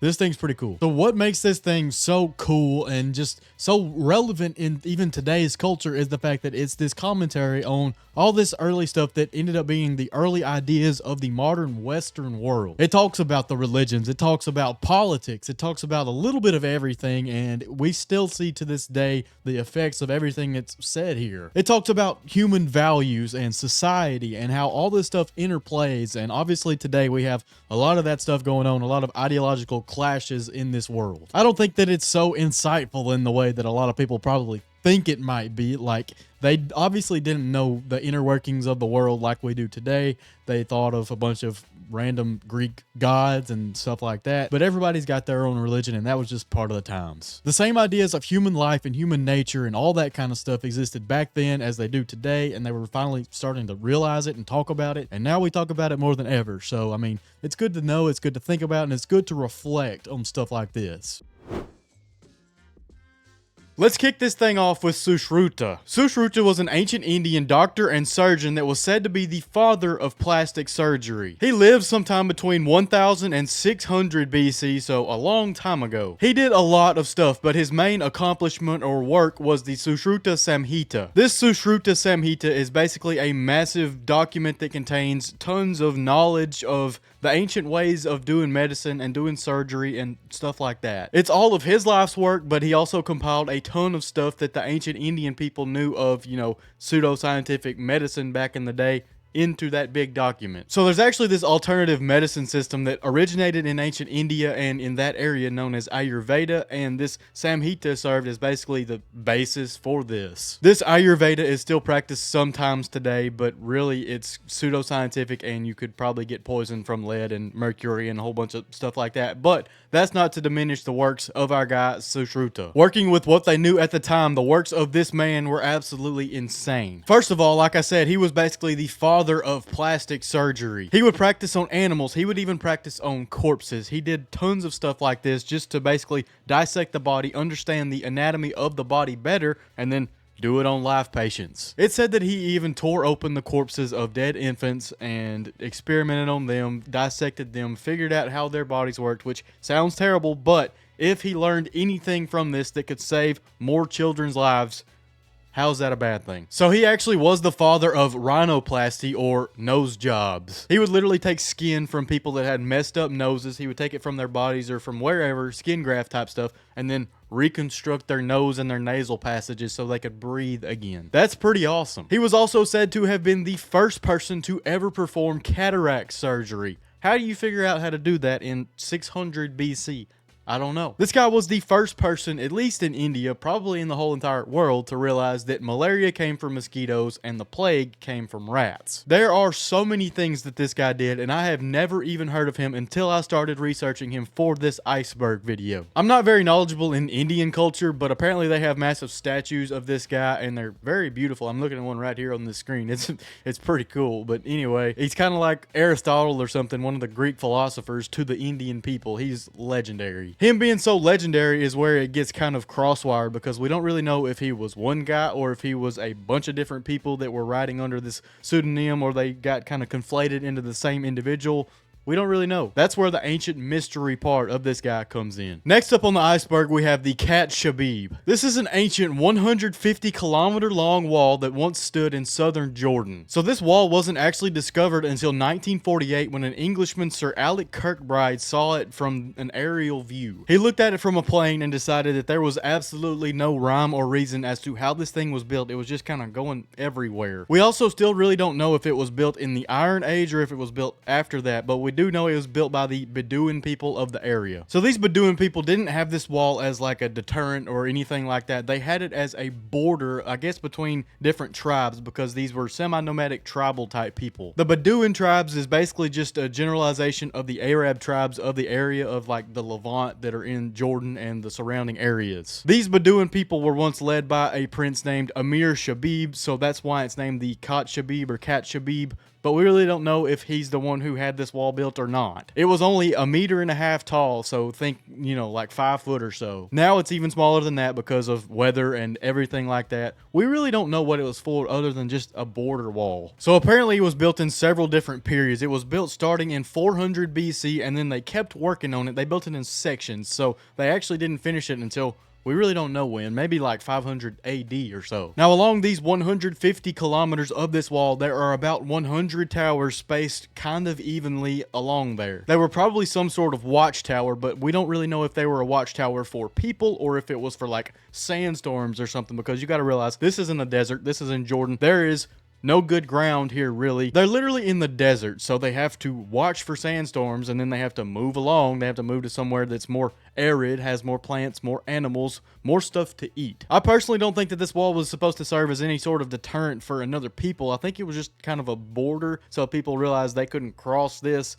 to get in here to steal these people's land or anything. They weren't really fighting. They were just trying to survive. That's what everybody was doing. Alright, so now we have an awesome one, the lost city of Crescentis. This is supposedly an ancient lost city that is now submerged off the coast of Louisiana. It's supposedly out there near the Chandeleur Islands, so basically 50 miles off the coast of New Orleans. Alright, so this story is kind of funny. Some fishermen go out there near those Chandeleur Islands, they throw their line out, they find some massive granite rocks. They show these to an amateur archaeologist, and also later on there's going to be a retired architect in this story as well. But anyway, they basically decide that this was an ancient civilization. They think that it is a 12,000-year-old lost city that sunk beneath the surface of the ocean. So the retired architect guy, George Gill or Gele, I don't know how to pronounce that. Anyway, he goes out there 44 times actually, and then he decides, just off the top of his head, I guess, that this was a lost city known as Crescentis. He thinks it predates the Incans, the Mayans, the Aztecs, all of that stuff. He also thinks that there are literally hundreds of buildings buried beneath, 30 foot of water and then 100 foot of silt underneath that. I guess he believes that these granite rocks that the fishermen found were literally just remains from this city. Here's the even better part. He thinks that there is an actual pyramid down there, something similar to the Great Pyramid of Giza. He says that some people back 12,000 years ago, whoever the inhabitants of the Americas were, used the Mississippi River to float down these massive stones all the way to this little spot on the Chandeleur Islands or beside it, and created this massive pyramid like that. So the only credibility behind this theory is the fact that this guy George is a retired architect. He understands buildings and stuff like that. He says that there are mounds using sonar or whatever. You can see these massive mounds that were obviously buildings. These mounds are apparently not normal to the Louisiana terrain of the area, so he thinks that it's whatever. But then he automatically just invalidates everything he said later on because he says that there is a Bermuda Triangle out there. He says that there's something out there that messes with his ship's instruments. It's some sort of electromagnetic force or something, messes with his compass, all that kind of stuff. This is an awesome theory. I really wish it was real because, I mean, I'm from Arkansas. I love Louisiana. I go down there all the time. But still, why would there be an ancient civilization 50 miles off the coast of New Orleans that nobody has ever found and mainstream archaeologists will not even touch because they don't think it's real? And this guy makes all these crazy claims about it. I just don't believe it. Let me know if you believe it though, because, you know, different strokes for different folks, I guess. Next up, we have the mystery of the Shahr-e. These were Semitic nomadic people that lived in the southern Levant, so like Israel, Palestine, Jordan, that area during the Bronze Age through the Iron Age. They were technically pastoral nomads that lived in tents, but what pastoral nomads basically means is they would go along, they would have their sheep, they would have their cows, whatever. They were herding cows and animals in pastures, and they would set up their tents along the way. They were also known as brigands, and actually in the ancient early sources of these people, their name is kind of conflated with the meaning to plunder, so they were basically not good people. You can't say they weren't good people. That's just their way of life back then. We don't know what they were going through. We don't know why they did what they did. Kind of like the Vikings. We don't know why they did what they did. They weren't technically considered good people either. It happens. All right, so everything actually about the people is cool and all, but that's not the mystery. The mystery is the fact that they had some inscriptions in ancient Egypt and stuff that talked about these people, and they said the Shahr-e of YHW. YHW is one of the early ways to represent the name Yahweh, or the God of the Israelites, and then the Christians, and then the Muslims, all the Abrahamic faiths. This is the earliest known extra-biblical mention of that name Yahweh, and it actually predates the Israelite mention altogether. So there's actually a theory out there that says that these people were the original worshipers of Yahweh before the Israelites and anybody like that ever, you know, started worshiping him. I don't know how true any of that is because we really don't know if the Israelites were there and they were worshiping Yahweh before them and just didn't have any records of it. But we do know these Shahr-e people, according to ancient Egyptian records, had something to do with him. There's another theory out there that says that since these Shahr-e people were tribes and they moved into Egypt, they were allowed to do that to feed their herds and all that kind of stuff, and they would also just do whatever. But anyway, that these people were actually associated with the sons of Jacob. Jacob's sons, you know, Reuben, Simeon, Levi, Judah, Dan, Naphtali, Gad, and Asher, Issachar, Zebulun, Joseph, and Benjamin. These are the sons of Jacob. Those sons had tribes because we know there were 12 tribes of Israel, and Israel was Jacob. And anyway, they had moved into Egypt because there was great famine in their land, the whole biblical story. They could have been the Shahr-e people. That might have been how they were recorded in these ancient historical records. We really just don't know. This is one of the coolest entries ever because I love diving into this extra biblical stuff that was going on during the biblical times and how the rest of the world was recording it. This is one of those mysteries that we'll probably never figure out if these people were actually the same people as the Israelites or if they were actually the worshipers of Yahweh before the Israelites.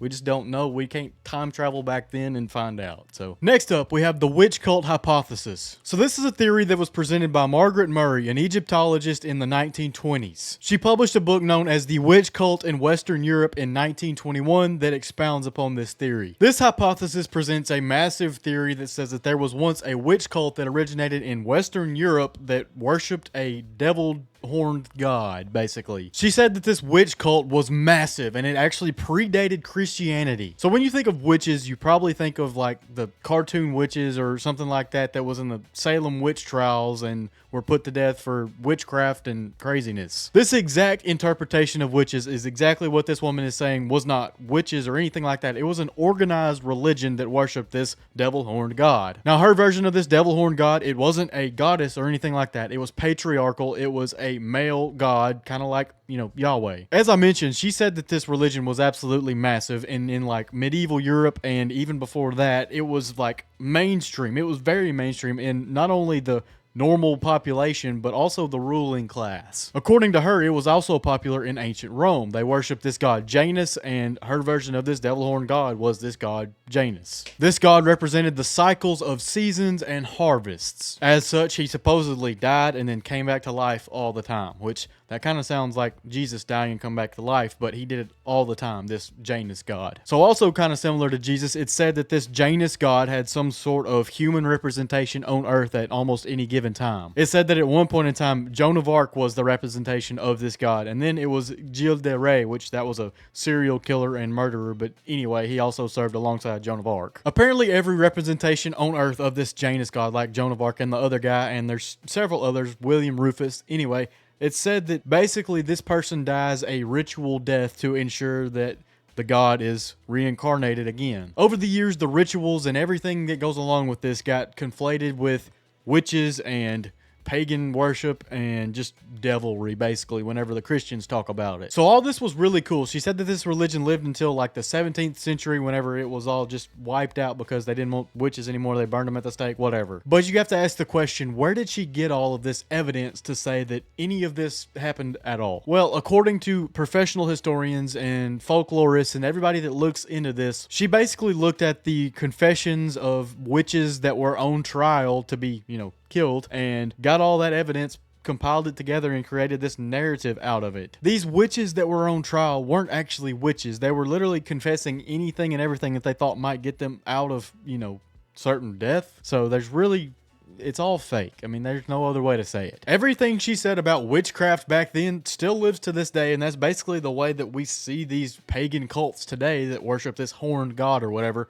But it's not some organized religion worshiping a horned god Janus. It's just pagan rituals that I don't even know how people get involved in. Fun fact though, H.P. Lovecraft actually referenced her book in The Call of Cthulhu, the greatest cosmic horror fiction book of all time. So that's really cool. Next up, we have the mystery of the Blythe Intaglios. So the Blythe Intaglios are also known as the Blythe Geoglyphs. These things are located near Blythe, California in the Colorado Desert. They are massive geoglyphs that were carved into the ground somewhere between 500 and 2,000 years ago, probably by the Native Americans. There are 3 massive human figures, the biggest of which is 171 feet long, which is huge. There's also 1 or maybe 2 spirals, depending on who you ask, and also some 4-legged animal depictions. These are also known as California's Nazca Lines. Now, the Nazca Lines are this on a massive scale in Peru. They're the coolest thing ever, pretty much. There are several other sets of these in the United States as well, also probably made by the Native Americans. They're just really cool. It's said that these things were probably carved into the ground by either the Mojave or the Quechan tribe of the Native Americans. Now, because they were probably carved by the Mojave people or even the other people, they probably represent the creator god of the people known as Mastamho. Mastamho is said to be the creator deity for these people. He was supposedly the grandson of Mother Earth and Father Sky. Now, why these Native American people carved these things, we really don't know. We don't know if it was just some sort of religious, dedication to them, or if it was used in rituals or something like that. We really just don't know. None of these tribes have actually even claimed to have done this, so there again, we don't know. What I do know is you can drive to Blythe, California right now and go look at them. You probably can't see them from the ground. You probably need to go rent a helicopter or something and look from above, but anyway, it's pretty cool. Next up, the giant footprint of Pingyan. This is a massive human-shaped fossilized footprint that was found near Pingyan village in China. 10 years ago, in August of 2016, which is crazy to say that it was 10 years ago, but anyway, photographers were in Pingyan village. They were looking around, taking pictures, and they found this massive fossilized footprint. This thing is 22.5 inches long by 8 inches wide. That's over 3 times the size of the average human foot. To put that into perspective a little bit, Shaq has massive feet. The basketball player, Shaquille O'Neal. He has size 22 feet. Size 22 feet is only 15 inches long. For this footprint to be 22.5 inches long, is that a giant? I think I would consider Shaq to be almost a giant, so that's got to be a real giant, right? So this footprint was preserved in granite, which typically does not keep this kind of stuff fossilized because it was formed from cooled magma. You don't really see fossils in granite like this. That already begs the question, was this actually real or not? There are no really good or credible sources that say that this thing was real at all. Everybody that talks about it says that it ranges from 3.1 billion years old to 200 million years old. Nobody really knows. The fact that there are still no reputable sources or actual archaeologists that have looked at this footprint and said that it is real and it's this old exactly, kind of suspicious. But if you ignore all the facts of it being authentic or real or anything like that, what could have made this if it is real? First of all, you have the number one theory that I like the most: giants. There are myths of giants that go back to the beginning of time. There were the Nephilim in the Bible. There were Titans in Greece. There were just everything like this in every society ever. They said that Goliath was a giant. I mean, there's tons of this stuff out there. There could have been giants akin to Goliath that were in China during any time period that this would have happened, which probably didn't, but anyway, it'd be pretty cool. And if that is true, that there were ancient giants, then every theory that we've ever had about evolution and our ancestors and everything like that, it'll all just be debunked. It'd probably be better if it wasn't giants, if it was just some sort of dinosaur that had a human-shaped foot. I don't really know how any of this fits together, but that's the giant footprint of Pingyan. Next up, we have the Taulas of Minorca. So first of all, Minorca is an island in the region of the Balearic Islands of the Mediterranean Sea. So these are traditionally Spanish islands, and out there on these islands, especially on Minorca, are these sets of taulas. Taulas are T-shaped megalithic stone monuments that resemble Stonehenge. So these things are huge. Some of them stand around 12 foot tall. There's a vertical rock, and then there's a horizontal stone on top of it. Around that is a horseshoe-shaped enclosure with rocks on the ground. It's said that these taulas were created piece by piece between 1000 and 3000 BC by the Talaiotic people. The Talaiotic or Talaiotic culture was the culture that was basically indigenous to these islands at the time. They lived there for thousands of years. The reason for the construction of these monuments is ambiguous. Nobody really knows. Now, I will say, Taula means table in the language of Catalan. Now, Catalan is one of the Romance languages that branches off from Latin, basically. There have been tons of theories as to what these things were built for. Number one being that they were some sort of ritualistic place where they would get together, they would burn stuff, burn animal bones, have sacrifices and stuff like that, because there were animal bones, that they dug up around these monuments. Another thing they found when excavating around these things is a bronze bull statue, which symbolizes that maybe these people worshipped a bull god or something. We really don't know anything about these people because they didn't have any sort of written language. There's another theory that says that these taulas were used by an ancient healing cult. In this theory, it says that these things were oriented to the constellation of Centaurus. Now, because Centaurus is half man, half human, it makes sense because there are some hoof prints found on these taulas to say that maybe this was dedicated to this ancient Centaurus theory god healing cult. I don't know. There are more theories out there. There's some about the construction of these things that said that once there was a top on them, and there were some other stuff like that, but most likely there wasn't a top on these things. They were just created freestanding. They had these horseshoe-shaped rocks around them while they were created. Your guess is as good as mine. That's why it's an ancient mystery of the world. Next up, we have the Ubaid lizard men figurines. Oh boy, this is a fun one. This one brings us to the present day whenever lizard men are controlling our government today in the form of Mark Zuckerberg. And this is all a lie. I'm just kidding. Anyway, let's talk about these lizardmen figurines. So, in modern day excavations, there have been humanoid clay-baked figurines with reptile faces on them that were discovered in places like and Tel Al Ubaid and Eridu in Iraq and lots of other places, really. These things date back to around 5000 BC, so 7,000 years ago, which is a long time. So previously in archaeology, before stuff like this and Göbekli Tepe and other stuff like this popped up, that Sumeria, the Mesopotamian area right there, was exactly where modern civilization started. Well, now we have these 7,000-year-old lizard men figurines that we just found. These things have distinctly reptilian features. They have almond eyes, they have these elongated skulls, they have ornate headdresses. Everything points to them having reptilian features and not just being normal people. Some of them aren't even that abstract. Some of them show a mother feeding a baby. They show other scenes of normal human-ish interactions. They have no inscriptions. They have no text along with them to say what they are or what they represent.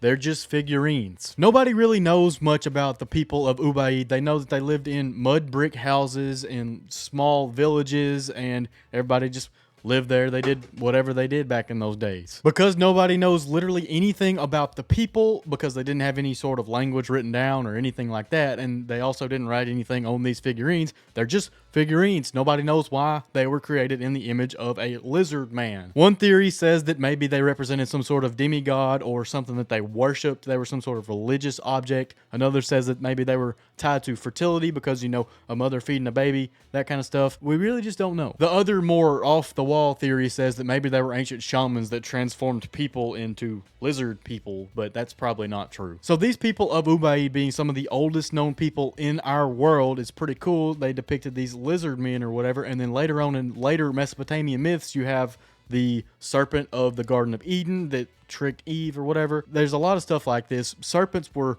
really important to the people of the old days, and we really just don't know why. That right there is enough for me to just wonder about for the rest of my life, really. Like, what was the significance of these serpents back then? Yet again, it's one of those things we'll probably never know. Next up, we have the Oera Linda book. This is a manuscript that was written in the language of Old Frisian that supposedly covered somewhere between 2000 BC and 900 AD, and all of the secret history of Europe from that time. So if you're not familiar with the language of Old Frisian like I wasn't, Old Frisian is basically a Western Germanic language that was spoken from the 13th century AD through the 16th century. The Frisian people were a people that lived in the Netherlands and Germany in that general area and spoke this Old Frisian language, and they supposedly wrote this manuscript, and this was their history. So this manuscript is said to be a complete forgery, a hoax, something that people wrote to basically get a laugh and make fun of the people that actually believe it, basically. It became popular in around 1860 when people found it, brought it mainstream, and looked at it and was like, oh, this is awesome. Our people, the Frisians, we were awesome. A few years later, they pretty much condemned it and said it was probably a recent composition. It was not real. Nobody should really believe this stuff, but as all things go in Germany, at least up to a certain point, in the 1930s, this led into Nazi occultism. If you're unaware, the Nazis absolutely loved stuff like Atlantis and the Aryan race, obviously, and everything to do with this. They wanted to basically bring Germany back to its greatness of the past, and this tells of the great Frisian people of the past in Germany. The manuscript describes a matriarchal society that basically the ancient Frisian people served and worshipped a earth mother goddess, and you know, there was actually a lot of stuff around an earth mother goddess in ancient cultures, but anyway, that's probably where they stole this idea from. Anyway, they did this. They were the greatest society in Europe. They were ruled by just leaders. They were awesome, the biggest, the best, the baddest, all that kind of stuff. It's said that these Frisian people predated Greek and Roman societies, and they were the greatest people in the entire world before all this came about. If these Frisian people were the greatest, then obviously the Aryan people were the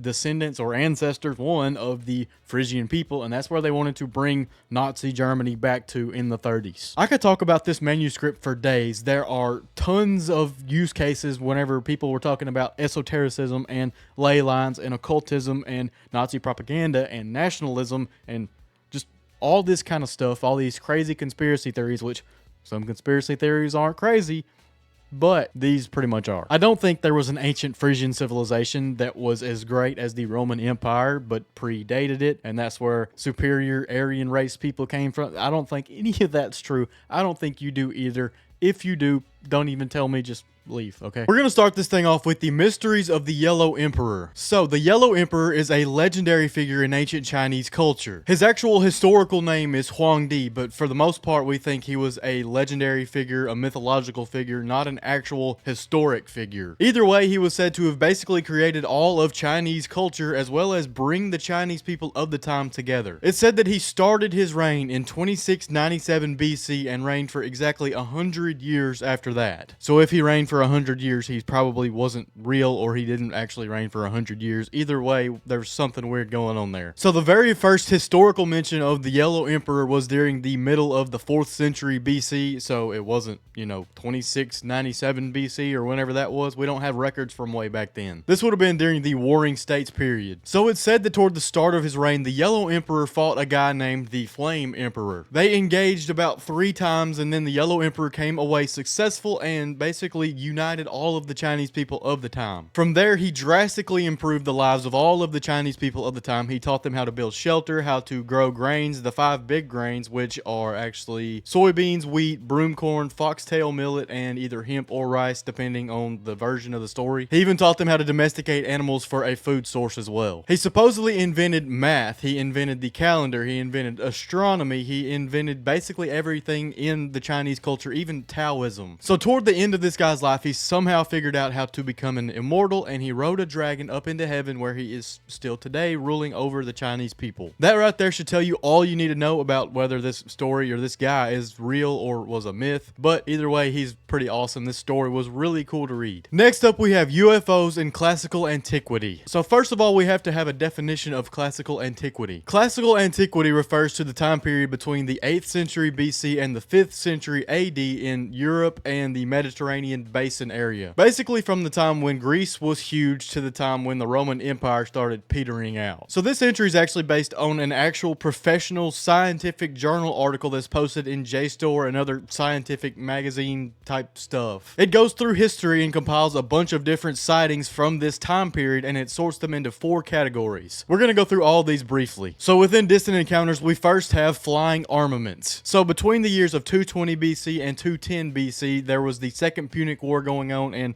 tons of people in Rome and Carthage were seeing UFOs. Some said that they saw ships in the sky. Some said that they saw flying shields in the sky, which sounds kind of like flying saucers. Somebody also said that there was a massive stone flying through the sky. Over the next century after that, there was a report of a fleet of ships flying over the sky. There were multiple reports of this actually from different people, and then there was also another report of flying shields. In 65 AD, it said that there was a sky army in the sky of like weapons, defensive weapons, offensive weapons, shields and spears and flames everywhere. It's just crazy stuff. The historian Josephus actually saw this himself in Judea, but he didn't want everybody to take his word for it, so he got a bunch of first-hand eyewitness accounts and recorded those in his history books as well. It seems like something like this was actually going on. Now, whether it was a meteor shower or what it was, we don't really know. So speaking of meteor showers, there were a bunch of reports of fiery globes going through the sky also during this time period. This is the part that I think is most likely to be just natural phenomenon. Now, what was going on with the fleet of ships and the flying saucers all the time, I really don't know. Next, we have the close encounters of the first kind, which basically means that a UFO is seen by an observer, but the UFO just keeps going. It doesn't interact. It doesn't leave any trace of its presence. It's basically a trust me bro type sighting of a UFO. There were several instances of this where armies were fighting and then a ball of flame appeared between them and then just disappeared. Nobody ever actually saw what was going on, but it stopped all their fighting,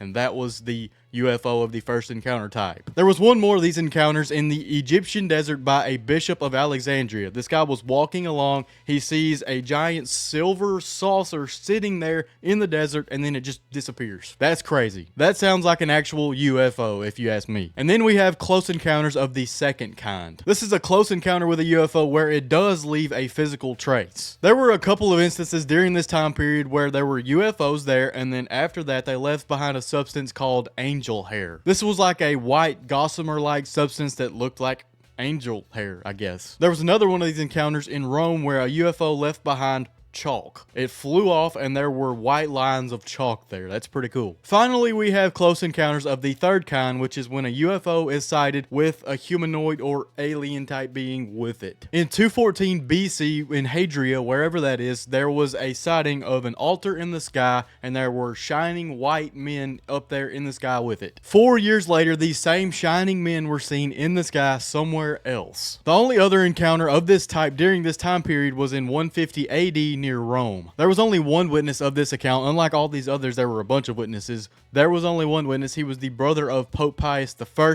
He saw a giant beast-like shard of pottery land in a cloud with a white maiden. I don't know what was going on there. I think these people were just crazy on that one. I believe the ones with the flying saucers and the fiery globes and the meteors and stuff like that, but this one is just a little bit too out there for me. So if this massive entry on this iceberg teaches you anything, it's that from the beginning of time, or at least the beginning of Western civilization, we've been obsessed with UFOs. We've seen this stuff.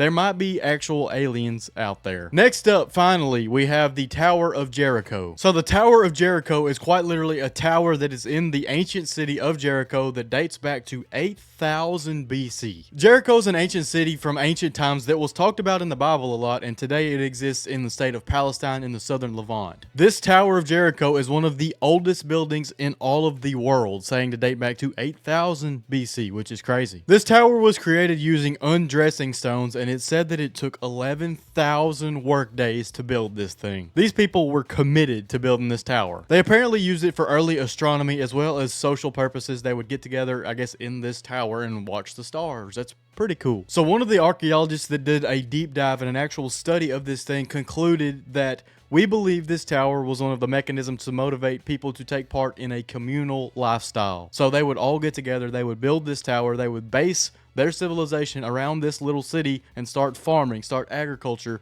That's how they started their community. In every little town in the ancient times, there's a little gathering spot. You see it in all the old movies, all the old TV shows, everything like that. You had one spot where the town gets together, they talk, and they have their whatever, they hash out all their differences. This tower was this type of a place for the people of Jericho, and that's awesome to me. So next up we have mitochondrial Eve. So mitochondrial Eve is a concept in human genetics that basically says that this woman, the mitochondrial Eve, was the last woman to which all humans alive today can trace their ancestry back to. This doesn't mean that she was the only woman that was alive at the time, but she's the only woman whose family line and bloodline still exists to this day. Obviously, the mitochondrial Eve refers to the biblical concept of Eve because Eve was supposed to be the very first woman. But like I said, she wasn't the first woman. She was just the only woman whose DNA survived to this day. It's said that this mitochondrial Eve most likely lived in Africa somewhere between 150 and 200,000 years ago. That's how long it's been since we've all had the same bloodline. Now, people that hear this most of the time think that we know exactly who this mitochondrial Eve was. We know exactly that she was one woman. We can trace all our genetics back to this one woman, but really it's just an abstract concept. We have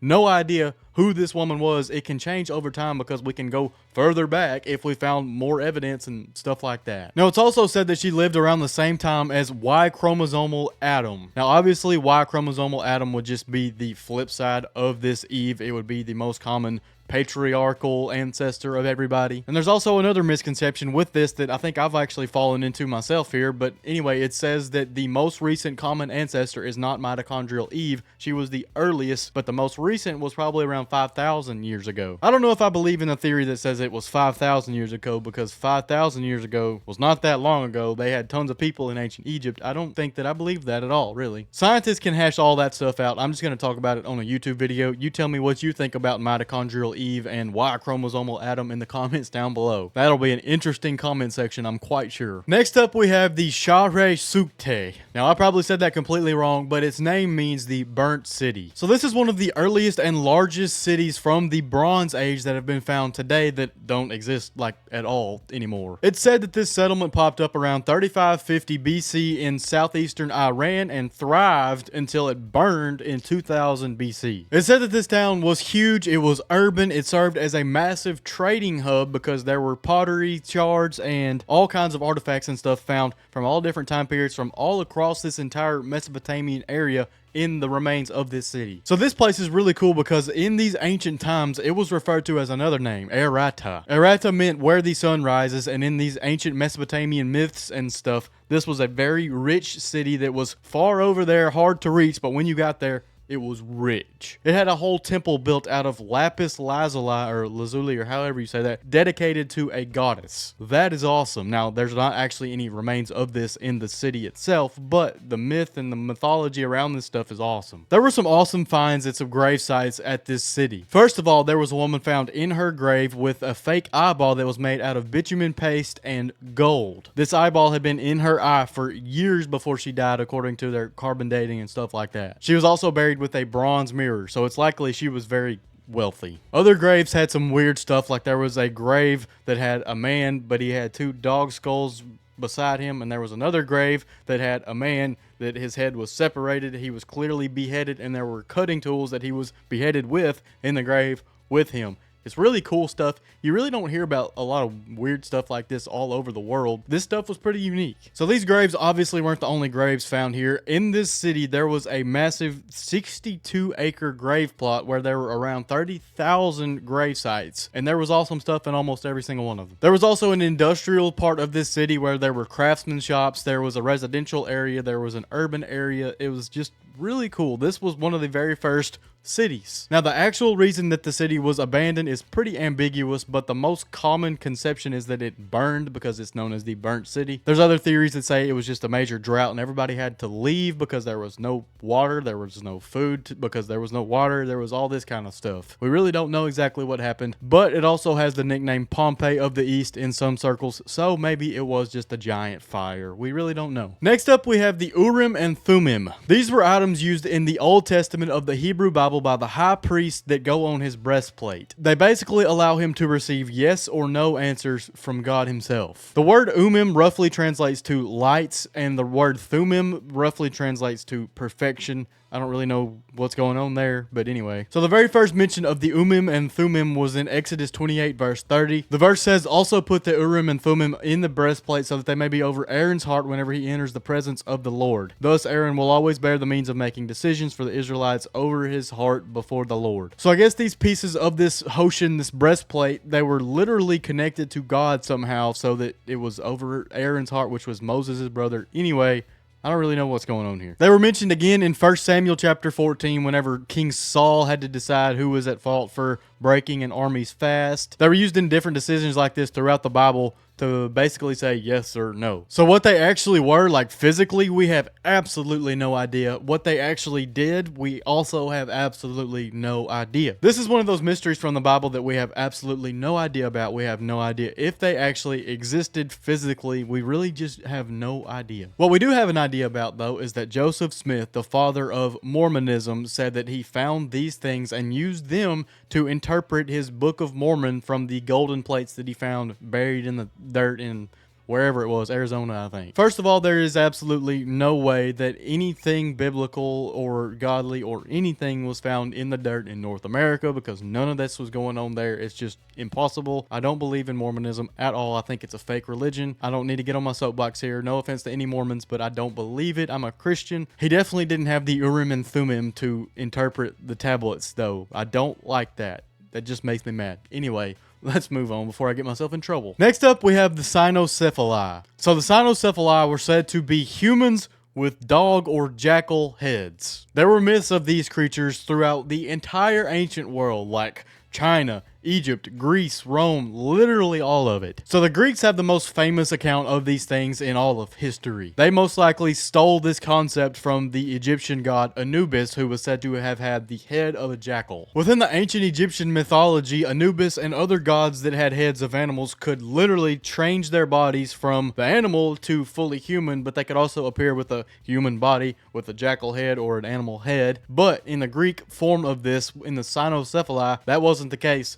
These were just humans with dog heads. There are multiple accounts from ancient Greek historians and philosophers and writers and stuff that wrote about dog-headed tribes of people that lived in ancient India. Even in some of Christianity, in the Eastern Orthodox branch of the Christian church, there is a saint known as Saint Christopher. This dude was said to have had the head of a dog. It's kind of crazy. Even the great explorer Marco Polo was said to have met some of these cynocephali in his explorations on different islands. He said there were dog-headed men on the Andaman Islands. So where does this myth come from? We really don't know. The fact that it spread so far from Asia all the way to basically everywhere except for maybe North America means that, I don't know, that's something like this might have been going on. Either that, or they might have conflated dog-headed men with something like baboons or something, because, you know, those baboons, they have heads that kind of look like dogs and their bodies kind of look like humans.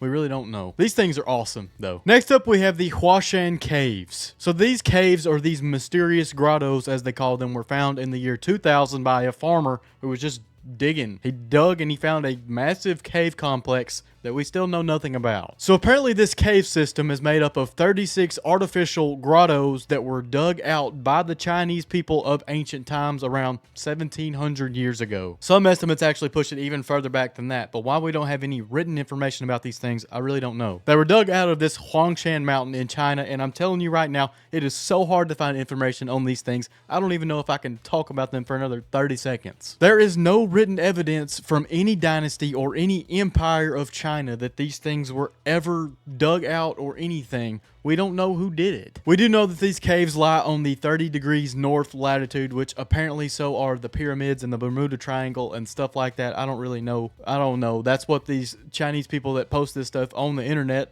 say about them, so that they're some great ancient mystery. That's what they want them to be anyway. I don't know. So ever since that farmer found them, he brought the government in and they opened them up to tourists. It's really cool. You get to them by boat. You go look and they have cool lighting there. I'll see if I can find some kind of picture to throw on the screen. But like I said, we don't know anything about these. I'm just going to have to move on. Next up, we have the Noah skeleton. So if you don't know the story of the great flood from the Bible, Noah was the one guy who built an ark, put 2 of every animal on the ark. He's brought his family. They survived the great flood. Then he went back to land and boom, they started reproducing, repopulating the earth again. This Noah skeleton is a skeleton that is 6,500 years old that is said to have survived the great flood. Now, it's not literal. It's not probably actually Noah, but it could be. This skeleton was found in the ruins of the Sumerian city-state of Ur. He was buried under tons of deep silt, which meant that he was most likely the survivor of a massive flood. So this skeleton was actually first found around the year 1929, and it was for some reason put in a casket and then buried again for like 85 years, and we just rediscovered it. This skeleton was buried underneath 50 feet of silt, and then above that there were other skeletons, but this skeleton itself was the only complete one that could be removed from this gravesite. So like I said, this skeleton was most likely the survivor of an epic flood like this, but this epic flood happened before the biblical flood, most likely. This flood itself, it inspired the flood from the Epic of Gilgamesh and the other epic floods of the time, and then later on came the biblical flood, supposedly. That's what the archaeologists say anyway. I don't know either way. I'm not educated enough to say any of this, but the fact that they call this the Noah skeleton is really cool to me. It's got that biblical link that I love in all these ancient history things. Next up, we have the Veil of Veronica. So this is a Christian relic. It's basically a cloth that has the face of Christ on it that is said to have just miraculously appeared. So Veronica was a saint from the Catholic and Orthodox churches that basically lived in Jerusalem after the time of Christ. Veronica was supposedly a widow that lived in the city of Jerusalem at the time, and she witnessed Christ walking to Calvary with his cross. He was sweating, he was tired, he was all that stuff. She handed him her veil to wipe his sweat with, wiped his sweat, and then came back and his face was on it. His face lived on this cloth for the rest of this cloth's life, and now it's an ancient relic that we talk about today in ancient mystery videos on YouTube. So obviously, as with every miraculous relic like this thing is said to have powers. It's said to be able to quench thirst, cure blindness, and even raise the dead. So as I said, this Veronica woman was never mentioned in the canon of the Bible. She was actually just mentioned in apocryphal texts. The closest mention we have of anyone like this was the woman that touched the hem of Jesus' garment and she was miraculously healed then, but that probably wasn't Veronica, but the apocryphal texts say that it was Veronica. I guess it could be Veronica, but I don't know about the rest of this story being real. So to this day in the Vatican, in the St. Peter's Basilica Catholic headquarters, whatever you want to call it, there is a relic there that's said to be this Veil of Veronica. There's copies of it throughout Europe and throughout different places that have Christian relics and stuff like that. There are other relics as well that have this holy face of Jesus like implanted or imprinted on them. There's the holy face of Genoa, the holy face of San Silvestro, the Manepolo image. There's lots of these things where Christ's face is just said to be on a piece of clothing or cloth or something. It's all really cool. It's got to do with the iconography of Jesus Christ himself. It's really big in the Catholic world especially, and the Orthodox Church. It's really cool that they celebrate him like this. I don't know if the Veil of Veronica was real, if it was just a painting. I don't know what's going on there, but it's pretty cool. So the first entry in this tier is Wandjina rock art. So first of all, Wandjina are rain and cloud spirits that exist in the mythology of the Aboriginal people of Australia. So the Aborigines are the native people to the land of Australia, and they had this mythos around these Wandjina spirits. Most depictions that we have of these Wandjina are in the form of rock art all across Australia. There's an area in Australia known as the Kimberley region, and in that region there is some of this rock art that dates back 4,000 years. So in this art, these spirits are kind of creepy. They have white faces with no mouths, they have large black eyes, and they have some sort of halo or helmet on their head. So within the mythology of these people, these Wandjina are beings that descended from the Milky Way galaxy. They created the earth, and then they came down to the earth and lived there. They created the Aboriginal people. They said that in modern times, these Wandjina spirits lived at the bottom of water sources, creating more seeds for new life for humans. There were those down there, and there were other Wandjina that ascended up into the heavens and basically went back where they came from. So naturally, with any type of mythology that depicts something coming down from the heavens that has a helmet on their heads, people have theories that these were ancient astronauts. So if they were ancient astronauts, then they're obviously ancient aliens, right? Well, honestly, because there are so many accounts of stuff like this going on in all these ancient cultures. They had beings that descended from the sky that created the earth. They had beings that roamed amongst them and they worshipped as their gods.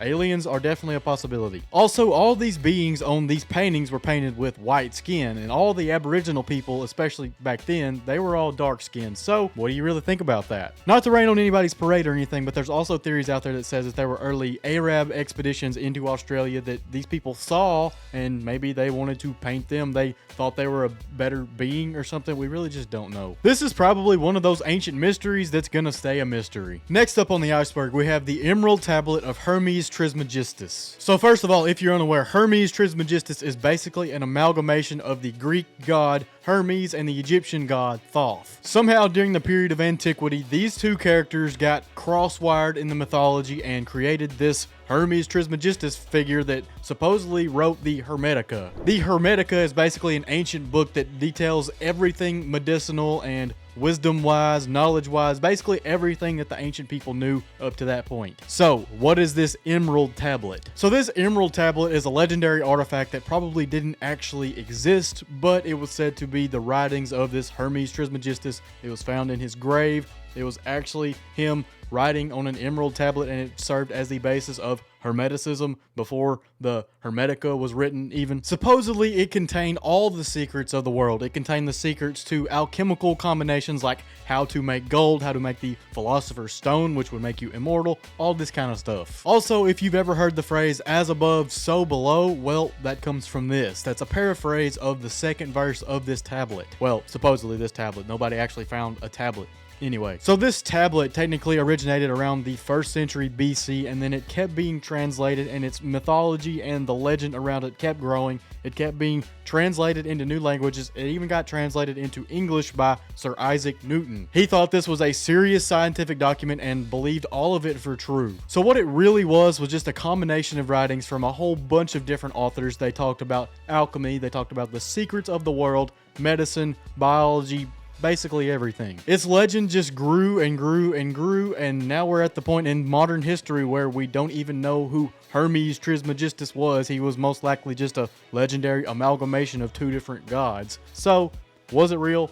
Probably not. It is really cool to me though that all these different cultures, from the early Arabic people to the French to the modern English people, they all believed in this legend. They all piled on to this one compilation of works, and it became this massive thing known as Hermeticism. It's just really cool. Next up, we have the Etruscan Pyramid of Bomarzo. So first of all, the Etruscans were a group of people that were native to Italy that were right there close to Rome. They had their own massive civilization and empire type thing until Rome took over, basically. The Etruscan civilization is one of those that gets completely forgotten about in the minds of modern day historians because Rome is right there, but to see the secrets of Rome and all of its origins and everything like that, you have to look at the Etruscans as well. So, for this pyramid. This step pyramid, which I'll throw a picture on screen right now so you can see it, but it was rediscovered in 2008 by a local resident after it had been found in the 1990s before, but then it grew up in vegetation. Everybody forgot about it. This thing is said to date back to either the 6th or the 7th century BC in the ancient Etruscan civilization. It's located in the town of Bamarzo, so that's where it gets the name, the Step Pyramid of Bamarzo. So this thing is not a massive pyramid like you might think. It's only about 26 feet wide by 53 foot long and then 33 feet tall. So you got that in comparison to the Great Pyramids of Giza, which are like hundreds of feet tall. It's actually a structure that's pretty much carved out of gray volcanic rock. And the fact that it's truncated and a step pyramid, it really reminds you of the Mayan pyramids and the pyramids in South America, which is kind of weird because this is very far from South America. So this thing is a step pyramid. It has a bunch of steps, and the first set of steps leads to a small altar. From this small altar are 2 smaller sets of staircases that also lead to other altars. The main altar is actually over here to the right. It's said that this entire structure and these little altars in specific belong to Etruscan soothsayers known as haruspices. It's said that these soothsayers would read the entrails of animals and practice divination through that. I don't even know what that means. I guess reading and interpreting the entrails of animals somehow had something to do with their ancient religion and divination, salvation, that kind of stuff. This altar is also pointed in the northwest direction, which would have been the direction of the underworld gods of the Etruscan civilization. So it meant something. That's the problem when you go to study the Etruscans. We just don't know that much about their culture and their civilization because Rome was right there and everybody focused on Rome, and now it's basically too late to go look and figure things out about the Etruscans. Nothing was kept in our histories. Along with that, there have been no Etruscan texts or artifacts or anything that write about this thing, write about why it was created, what purpose it served, any of that. Next up, we have one of the most unhinged entries I've ever seen in my entire life. The miraculous liquefaction of Saint Januarius's blood. That is an insane entry. So first of all, Saint Januarius, which I don't know if that's how you say it or not, but his name is spelled Januarius, like January the month. So anyway, Saint Januarius was a bishop, saint, and martyr of the Catholic Church during the 3rd century AD. He is the patron saint of Naples, which is where this liquefaction ritual comes from. It's said that on September 19th of every year, the feast of Saint Januarius is held in Naples. On this day, every single year, there is a little sample of supposedly his blood that is in a glass vial. This day, every year, this blood liquefies itself somehow. Supposedly, this has happened every single September 19th since 1389 AD. This is supposedly not the only time, though. 2 other times during the year, this stuff liquefies itself because of the prayers of the faithful. This is considered to be a miracle by the Catholic Church, and there's a big to-do about it. There's literally, like, press conferences these days. Supposedly, sometimes it's even a process. It can take days, weeks, or even months to get fully liquefied, but once it does, it's a big thing. There's also a superstition that if this blood fails to liquefy during the year, that it's a bad omen. A lot of the times this is associated with an upcoming flood or plague or earthquake or volcanic eruption or something like that. So what is actually going on here? Well, we really don't know because this is very protected by the Catholic Church. They swear this is real. Nothing is fake about it, and it actually happens.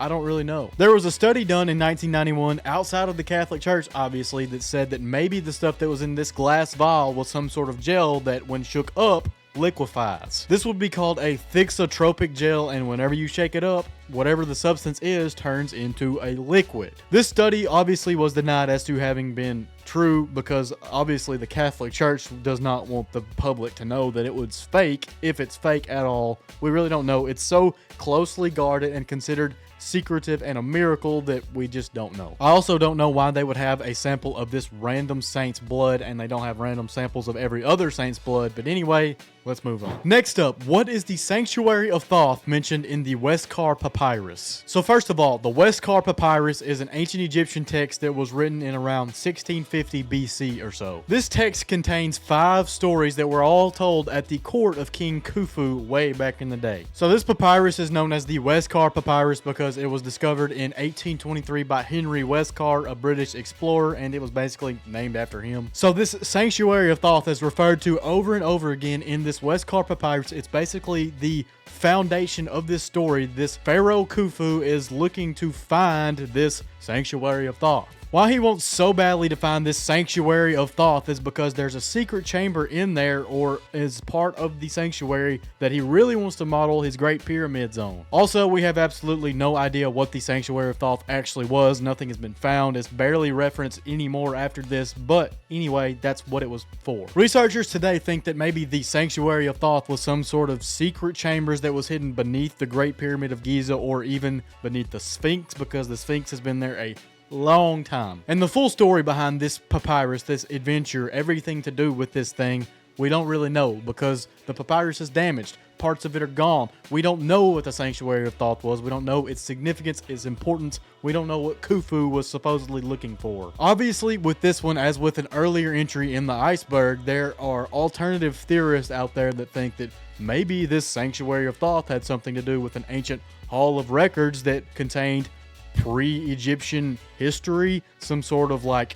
Atlantis super civilization existed before, and this hall of records beneath the Sphinx might have been this sanctuary of Thoth, or sanctuary of thought, because Thoth is the root word of Thoth and thought and all this kind of stuff. I'm scrambling my own brain here. Anyway, conspiracy theory overlapped with a historical writing that we don't have the full picture of, and we don't understand any of it together. What do we got going on here? So first of all, before I repeat this stuff and put it into perspective a little bit more, this is created by the conspiracy theorist Graham Hancock. He's an Egyptologist. He's basically one of the leading conspiracy guys in the entire world when it comes to ancient history. Anyway, he basically says that there was once a hall of records that existed underneath the Great Sphinx. This hall of records contained the records of the pre-flood super civilization that existed on this earth. This secret layer, this base, this place with all this knowledge was referred to in this Westcar papyrus as the Sanctuary of Thoth, because Thoth was one of their gods of knowledge, and that's what Khufu was looking for. He wanted to discover all this knowledge. It's a whole thing. If you really want to go down that rabbit hole, I suggest you look this up for yourself, because I don't have enough time to talk about it on this video. I'm going to move on to the next one before I blow my brain up. Next up, we have the Vajra. So the Vajra is a legendary tool slash weapon from ancient Hinduism and Buddhism. There are also mentions of this tool in ancient cultures all across the globe, but we'll talk about that more here in a little bit. So this thing is basically a scepter that was used as a ritualistic weapon in these cultures, these Hinduism and Buddhist cultures. Supposedly it had the properties of a diamond and a thunderbolt. So the diamond meant that it was indestructible, and the thunderbolt meant that it was unstoppable. So traditionally this thing is just a metal scepter with a ribbed end. Sometimes it has a double end, kind of, you know, like a double-bladed lightsaber. It has blades on both ends. It has blades on both ends. Sometimes it just has one, like a normal lightsaber. These things don't look like lightsabers. That's just the best analogy I can give you. So this thing is considered to be one of the most powerful weapons in all of the world. It's associated with some of the top gods in these universes. In Hinduism, this was the primary weapon of Indra, the king of all of their gods, and then in Buddhism, it took the Buddha himself to take this thing from Indra and close its points,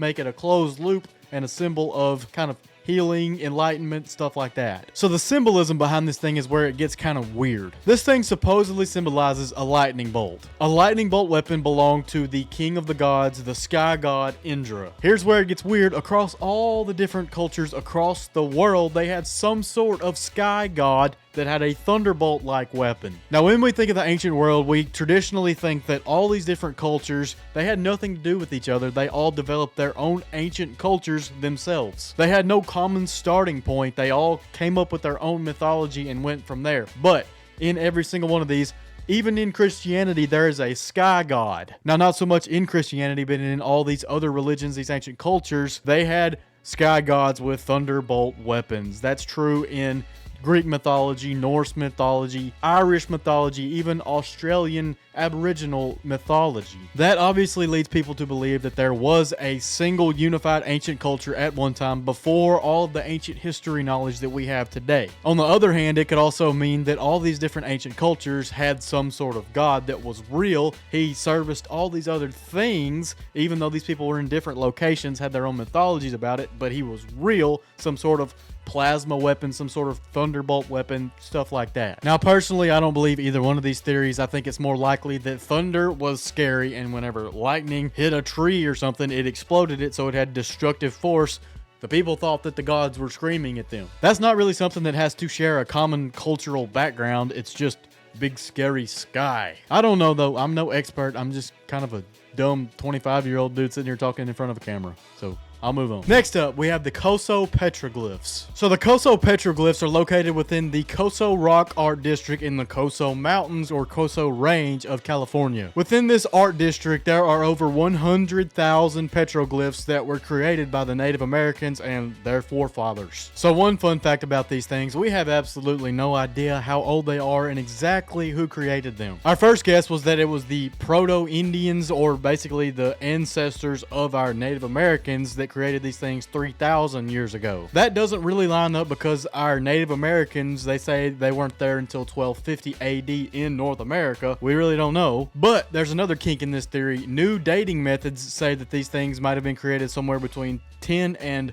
19,000 years ago. Who would have done this if it was that long ago? We don't know. If there were people that did this 10 to 19,000 years ago, they would have been known as the Proto-Shoshoneans, and they would have basically crossed over from Asia over an ice bridge during the Ice Age. I mean, this stuff is crazy. Anyway, there are technically 6 different categories of these petroglyphs. There are bighorn sheep, entopic images, anthropomorphic or human-like figures, other animals, weapons and tools, and medicine bag images. If you're unaware, entopic or entopic, I don't even know how you say that, but anyway, these images are basically images that you see within your eyes. It's sort of like the floaters that go through your eyes, or like veins. It's weird stuff. This stuff is really weird. I personally think that maybe these things were created by these pre-Native Americans because they were, you know, burning some of that bush, you know what I'm saying? Maybe something like that. So the most common symbols that showed up within all of this rock art were the sun, a snake, and the bighorn sheep. If you know anything about the Native American culture, the sun was very important to them,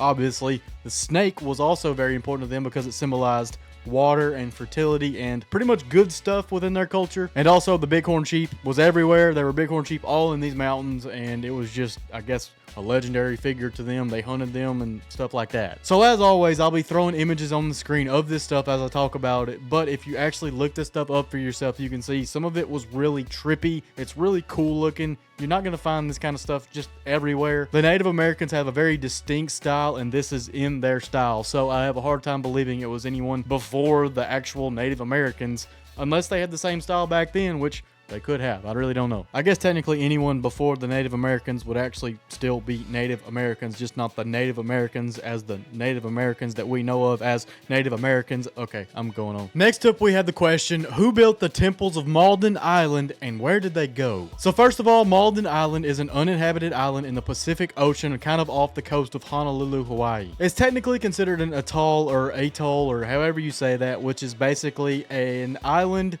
that has land all the way around, but within that land there's a lagoon. So there's a separate body of water in that little island that's not connected to the sea all the way around it. This island is basically an equilateral triangle that has 5-mile sides all the way around. It's around 15 square miles of area. So as I said, this island is completely uninhabited, but from the very first time that anyone explored this island or found this island, it was in like 1825 or so, they found ancient stone temples, 21 of them. So these ancient stone temples were obviously built by somebody, but nobody really knows who. I say nobody knows who, but these ancient temples or stone structures were carved out of basalt and coral type stuff, and they pretty much resemble stuff that's in other Polynesian islands that the Polynesian people created long ago. So once upon a time, there was a group of Polynesian people that either lived here or visited here. They created all these stone temples and then skedaddle. So aside from all the ancient stone structures, there were also stone paved roads that lead out into the sea. There's a paved road like this on Rarotonga Island as well, but that is 1,000 miles away from here. There are also weird looking stacks of stones that are on this island that are topped with sort of capstone dolmen type things that kind of look like pyramids, but for the most part they actually look like structures found 3,400 miles away from here on another island. So to recap, this island has 21 weird looking stone structure temple looking things. It has these pyramid looking structures that have dolmens on top, which might be part of the 21, but either way, it also has a paved road that looked like something from 1,000 miles away. There's stuff from all these different places here.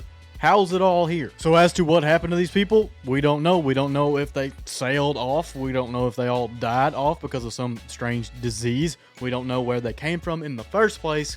We just don't know. It's another one of those ancient mysteries for a reason. So there's also, of course, theories out there that say that this thing was part of some lost Pacific continent that sunk below the surface of the ocean, and that could be the case, but we have to know a lot more about it to say that that was true or even could be possible. Let me know what you think about this one. I, for the most part, think that it was just some sort of Polynesian people that maybe got lost there and then started populating, and then they had enough people to build all these strange things and then built a good enough ship to sail away. But if that's the case, there's no written oral traditions or anything like that. Well, I guess that would be written or oral cultures, but either way, none of these cultures in Polynesia, the Polynesian islands, anywhere like that, say anything about this place. So who were they? I don't know. Next up, we have the Jesus family tomb. So basically, in 1980, there was a rock-cut tomb that was found in the Talpiot neighborhood in Jerusalem. It contained 10 funeral boxes called ossuaries, which are basically where you put the body in ancient Jerusalem times. So 6 of these had epigraphs on them, which were basically tags telling who this person was, what they were in life, whatever. One of them says it was Yeshua, son of Joseph. Yeshua is the traditional name for Jesus, if you're unaware. So it's very, very questionable if this tomb was real, if it was actually the tomb of Jesus, if this epigraph was added on later. A few more of these tags on these boxes read Mary, Joseph, Matthew, and Mary Magdalene, which is controversial. We don't know if it actually said Mary Magdalene anyway. So as with anything that talks about Jesus, there are a lot of conspiracy theories about this stuff. They don't know if this was actually his family and everyone was buried there. And there's also some more epigraphs on there that we're going to talk about because they're pretty controversial. So whenever all this stuff blew up was in 2008, whenever there was a film made about this tomb of Jesus, and there was also a book written and all this other stuff. So the first controversial part about this book and this film that was made modeling this tomb of Jesus was that it basically said that Jesus did not rise from the dead like he's traditionally thought to have. It said that it was basically impossible for him to rise up out of a bone box and ossuary. So, controversy number 2, the film says that there was an inscription on one of these ossuaries that said, Judah, son of Jesus, implying that Jesus was married to Mary Magdalene and had a son with him, and he was buried there in that whole family cemetery. That is not supported by pretty much anything ever, except for maybe some apocryphal texts that say that maybe Jesus had some sort of relationship like that with Mary Magdalene. Controversy number 3, it also claims that there was another epigraph on these ossuaries that said James, brother of Jesus, but there's really no evidence of this at all. The only part that was actually real was that it said Yeshua, son of Joseph, and then there was one that said Joseph and one that said Mary, and then Mary Magdalene, we don't even know if it said Mary Magdalene. Joseph and Mary were Jesus' parents, so that makes sense. The other ones, I don't know. In today's terms, I would say that this book and this film that were created about this stuff, the Jesus tomb or whatever you want to call it, is basically rage bait. It was very high IQ, high priced, high production rage bait, but it was still rage bait. It was trying to get attention. It was trying to make money. Basically, every Christian theologian of all time has denounced this whole everything. They've even basically denounced the tomb itself because all of this controversy around the film and the book. The film and the book basically ruined this entire finding. So we really just don't know what's going on there. Next up, we have Magonia. So Magonia is kind of unhinged. It is a cloud realm where criminal sailors live in the sky and use ships propelled by wind magic to steal crops and things from local peasant farmers. This was a theory put forth by the Archbishop Agobard from Lyon, France in the 9th century AD. So he actually didn't come up with this crazy theory himself. He said that basically there were these peasants that were under him that worshipped under his church or whatever was going on there. They said that there were criminals from the sky that would use the weather to come down and steal their crops. They said that there were mages in the sky that worked with these criminal sailors in the sky. They would conjure artificial magical storms to steal up all the grains and everything they planted, I guess. So the Archbishop himself actually denounced this theory. He said that there's no such thing. The only person that could use weather magic is God himself. He basically said that yes, there could be bad weather. It is the luck of the draw. Bad weather can happen every single year, any single year, and it's gonna happen. Your crops are gonna get wiped out sometimes. You don't have to make up some crazy conspiracy theory about people that live in the sky that steal your crops with weather. So this theory got really popular in the late 20th century whenever this French guy, this UFOologist basically, he wrote a book titled Passport to Magonia. What the book basically did was try to link these Magonian legends, this land in the sky, these people that came down to Earth and stole things. He linked this to modern UFO sightings. I actually don't hate this idea and this theory. It's kind of cool because if something came down from the sky and stole stuff, it'd be a UFO. It basically said that all of these ancient and medieval references of sky angels, demons, people that stole crops from the sky, they all were pretty much the same thing as we have with modern day UFO sightings. They're just viewed from a different cultural lens, basically. So we think it's an unidentified flying object. Back then, they thought it was an angel or a demon or a sky sailor that had help from weather mages. I don't know.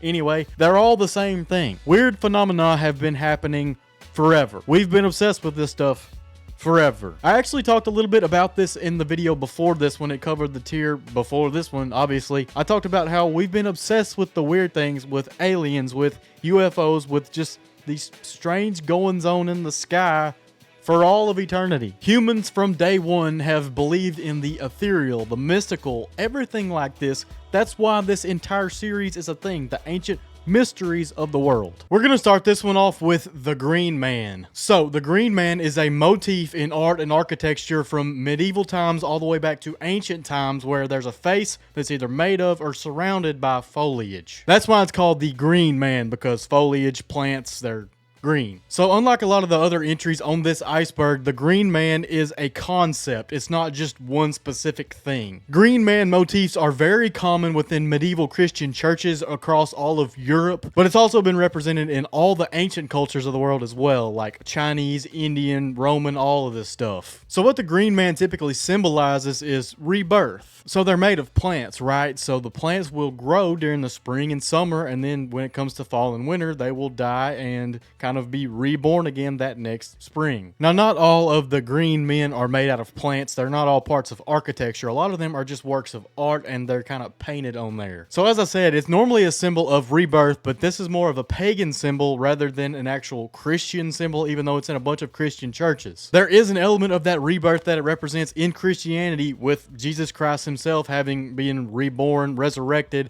on, Easter Sunday, they say. It's kind of weird how the pagan world and the Christian world both kind of overlapped and created this Green Man symbol that still goes on to this day. We still find these all the time. So the actual term, the Green Man, was not given to this symbol until 1939. So it was given this name by a woman named Lady Raglan, and apparently she believed that it was an ancient mythological figure in all these different pagan cultures, representing like vegetation deities and stuff like that. All these different ancient pagan gods that represented vegetation and rebirth and green foliage, plants, that kind of stuff, they all come to a head at this Green Man. Next up, we have Kumari Kandam. So Kumari Kandam is supposedly an ancient continent that is sunk to the bottom of the ocean that was off the coast of India. So the continent was supposedly the home of a civilization of Tamil people. So the Tamil people are a subgroup of the Indian people that are based on the Indian continent, but also apparently this legendary continent as well. So according to the people that believe this theory, this continent was massive. It took up most of the Indian Ocean from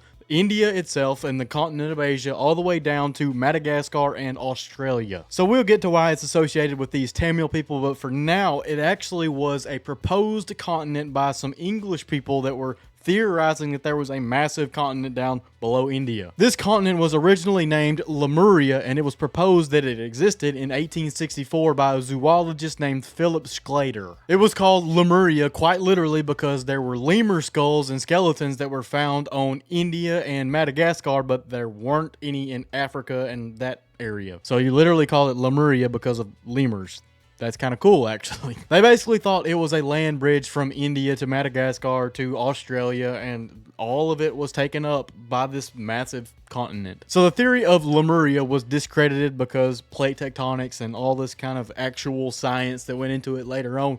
But back to the Indian continent. The legend of Kumari Kandam was based on Lemuria. It was basically the same proposed land area, but it wasn't associated with just lemurs, it was associated with these Tamil people. So the Tamil people of the Indian subcontinent have been keeping records and have existed since at least the 3rd or 4th century BC. All the way back then, there was a dynasty named the Pandyam people. In their ancient records and histories, they have written down that back then, there were some lands that existed and then they were lost to the seas. So the modern Tamil people connected these legends of the lands that were lost to the sea with this legend of the land of Lemuria and created this Kumari Kandam. As I said, Lemuria has already been discredited, disproved. It wasn't real, and this probably wasn't either, but it doesn't stop these people from saying that they were probably the oldest civilization in all the world. It would be really cool if this was true, if there was a land bridge continent that went all the way from India to Australia, because that's just awesome, but it probably wasn't real. Our plate tectonic scientists say that it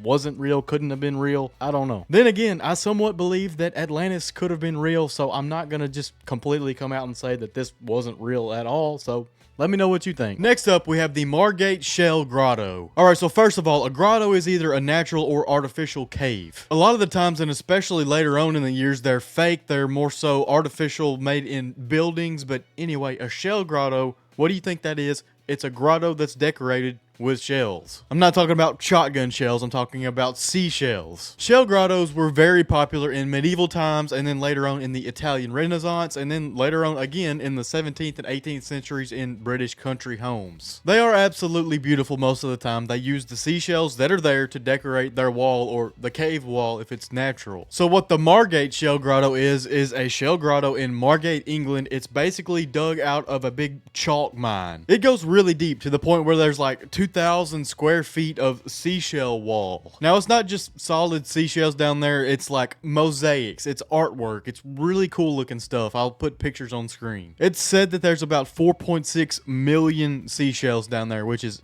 absolutely crazy. So while we really don't know exactly who created it, we can guess that it was probably a chalk mine in medieval days. Then later on, whenever these shell grottos got popular again during the 17th and 18th centuries in Britain, like I said, because this is in Britain, they went down there and they decorated this thing and made it look like a massive temple. So I said it's really deep earlier. It's not so much that it goes straight down. It goes down and then it branches out. It's like 8 foot wide by 70 feet long. Now, while the medieval theory is probably the most accurate, there's also another theory out there that says that maybe this thing was created by the ancient Phoenician people. There's absolutely no proof of this at all. There's also other theories out there that say maybe this thing is connected to Freemasonry or even the Knights Templar, which is whatever. We can't actually take the shells and test them and see exactly how old they are because they're damaged by gas lighting that was used down there during the 19th century. That's when it originally became a tourist attraction. In like the 1800s, they used gas lights, and that obviously gives off flame and smoke, and it just tarnishes them. We can't actually date them now. So we may never figure out exactly who created this thing, but most likely it was just a chalk mine that was decorated with these seashells later on. Next up, we have Frankenstein mummies in Scotland. So this one's really cool. In 2001 in Scotland, 2 bog bodies were found. These bog bodies were 3,000 years old, but they weren't just normal bog bodies. They were made up of the remains of 6 different people. So one of these bodies was a female and one was a male. So the female skeleton was made up of bones of people that died all around the same time. The male, though, doesn't really make sense. His body was made up of parts of people that died hundreds of years apart. So obviously for the male, because his body was made up of parts that spanned hundreds of years, but the female, none of the people that had their bones in the skeleton had the same mother, so they weren't like siblings. So any attempt to say that this was some sort of family ritual, family situation, it probably wasn't. So these things were found at a site called Clad Hallan, which was a Bronze Age site that was occupied from like 2000 BC forward. The weird part about these things is that they were actually mummies. They're not just normal bog bodies. Before they were ever buried, they were put in a peat bog and preserved for like a year or so, like 3,000 years ago. They could tell this because whenever they dug these things up, they realized that the soft tissue had gone, but everything else was more preserved.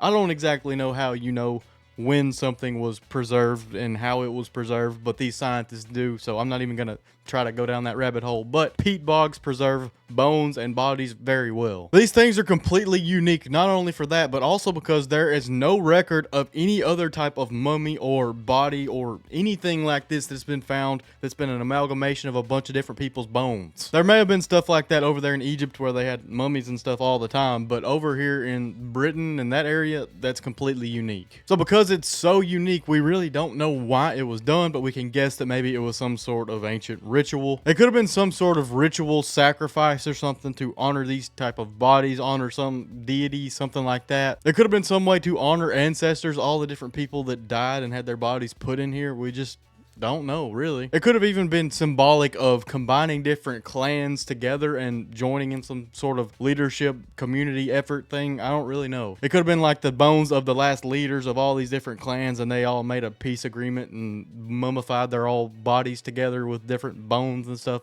I don't know. So next up, we have the Sudarium of Oviedo. So first of all, a Sudarium is a small cloth that's most of the time used to wipe sweat off of someone's face, kind of like a handkerchief. So this Sudarium of Oviedo is a face cloth that was supposedly wrapped around the face of Jesus Christ himself as he died. It's basically a blood-stained handkerchief. It measures 33 inches wide by 21 inches long, and I guess it was literally wrapped around his head. Now, more than likely, this thing was not actually wrapped around the head of Christ himself, because carbon dating dates it back to around 700 AD instead of 33 AD. Regardless of its authenticity, this thing is kept by the Catholic Church in the Cathedral of San Salvador in Oviedo, Spain. It's one of those Christian artifacts that people go and see, and it's on display for everybody to see and just represents the iconography of Christ. It's really cool. So I say that it probably wasn't real, but during all this testing, there were flecks of pollen that are consistent with the part of Jerusalem that Christ was crucified in. From there, it said that in 570 AD, some pilgrim was going to visit the site and the tomb and all this kind of stuff, and he found this cloth there with this blood on it. It then got in the hands of the Catholic Church somehow. So this thing is often linked to the Shroud of Turin, and it says that because the Shroud of Turin is most likely fake and painted and not an actual miraculous image imprinted on a piece of cloth, this thing probably is too. But there's actual blood on this thing. It's not just a painted face or something like that. It could be real. The longer I read about this thing, the more I'm convinced that maybe it was actually wrapped around Christ's head as described in John. I don't know that this is the same piece of cloth, but this Sudarium is pretty cool. So sticking with the Christian rabbit holes, next up we have the Tomb of Jesus in Japan. So in Japan, this thing is known as the Kirisuto no Haka. It's located in Shingo in the Aomori prefecture in Japan, and I have no idea where that is, but I'll put it on screen. So to understand this, you got to understand the story of the Takuchi documents. This guy Kiyomori Takuchi back in 1935 decided that he found an ancient tomb that belonged to Jesus in Japan. He said that he found a complete history of Christ and his life, and that before Christ went to spread Christianity, he studied and trained in Japan for 12 years. This guy Takuchi wrote an entire fake history of Christ and everything basically in all of Japanese history and how it all came to a head with Christ. It's really weird. He also says that Jesus wasn't actually crucified on the cross at Golgotha, but he had a younger brother named Isukiri that was. Jesus escaped through Siberia somehow and got to Japan and lived until he was like 106. So during his life in Japan, he married a Japanese woman and had 3 daughters, and to this day there are people in that Shingo area that have like non-distinctively Asian features, and they claim that they descended from Christ himself. So despite the fact that these people still claim lineage from Christ, nobody really took him seriously. There is a tomb there though, and they actually use this as a tourist attraction. Every year since 1964, they've brought in a bunch of tourists, had a big festival around this place. I guess after Imperial Japan ended in World War II in 1964, they decided they could bring in a bunch of tourists and have a bunch of Christian people come visit their land because it was supposedly the tomb of Christ. And actually the town's name of Shingo itself is because of this. Shingo means God's village, and that's really cool. Next up we have the big circles of Jordan. So within the country of Jordan and then in nearby Syria as well, there are 12 massive giant stone circles. These things were first discovered in 1920 by a British pilot when he flew over and saw these massive circles just out there in the country of Jordan. Archaeologists have not done much work on these things or studied them very much, but it's said that they are over 2,000 years old. So here's the thing. These things weren't discovered until 1920 because that guy flew over. Nobody could really tell that they were there when they walked up on them because they're made of very, very short stones. Only like 1 to 2 stones high also, so it really just looks like there's rocks out there. They weren't massive walls like you might think of the walls of Jericho or the Great Wall of China. They were more so just circles of stones. They weren't designed to keep people out or livestock in. They were just out there. Now, another reason they were so hard to spot from the ground, these things are massive. They're like 700 feet across, up to 1,200 feet, which is huge. Some of them even have like Roman era roads cutting through the middle of them. They didn't even know that these were supposed to be circles. They just made their road over them. There's really no purpose that we have in mind for these things. Like, we don't know why these people created them. They just kind of look like an arts and crafts project. They wouldn't even work for animal pens. So what's the point? It's muddied even more by the fact that these things are literally perfect circles. Like,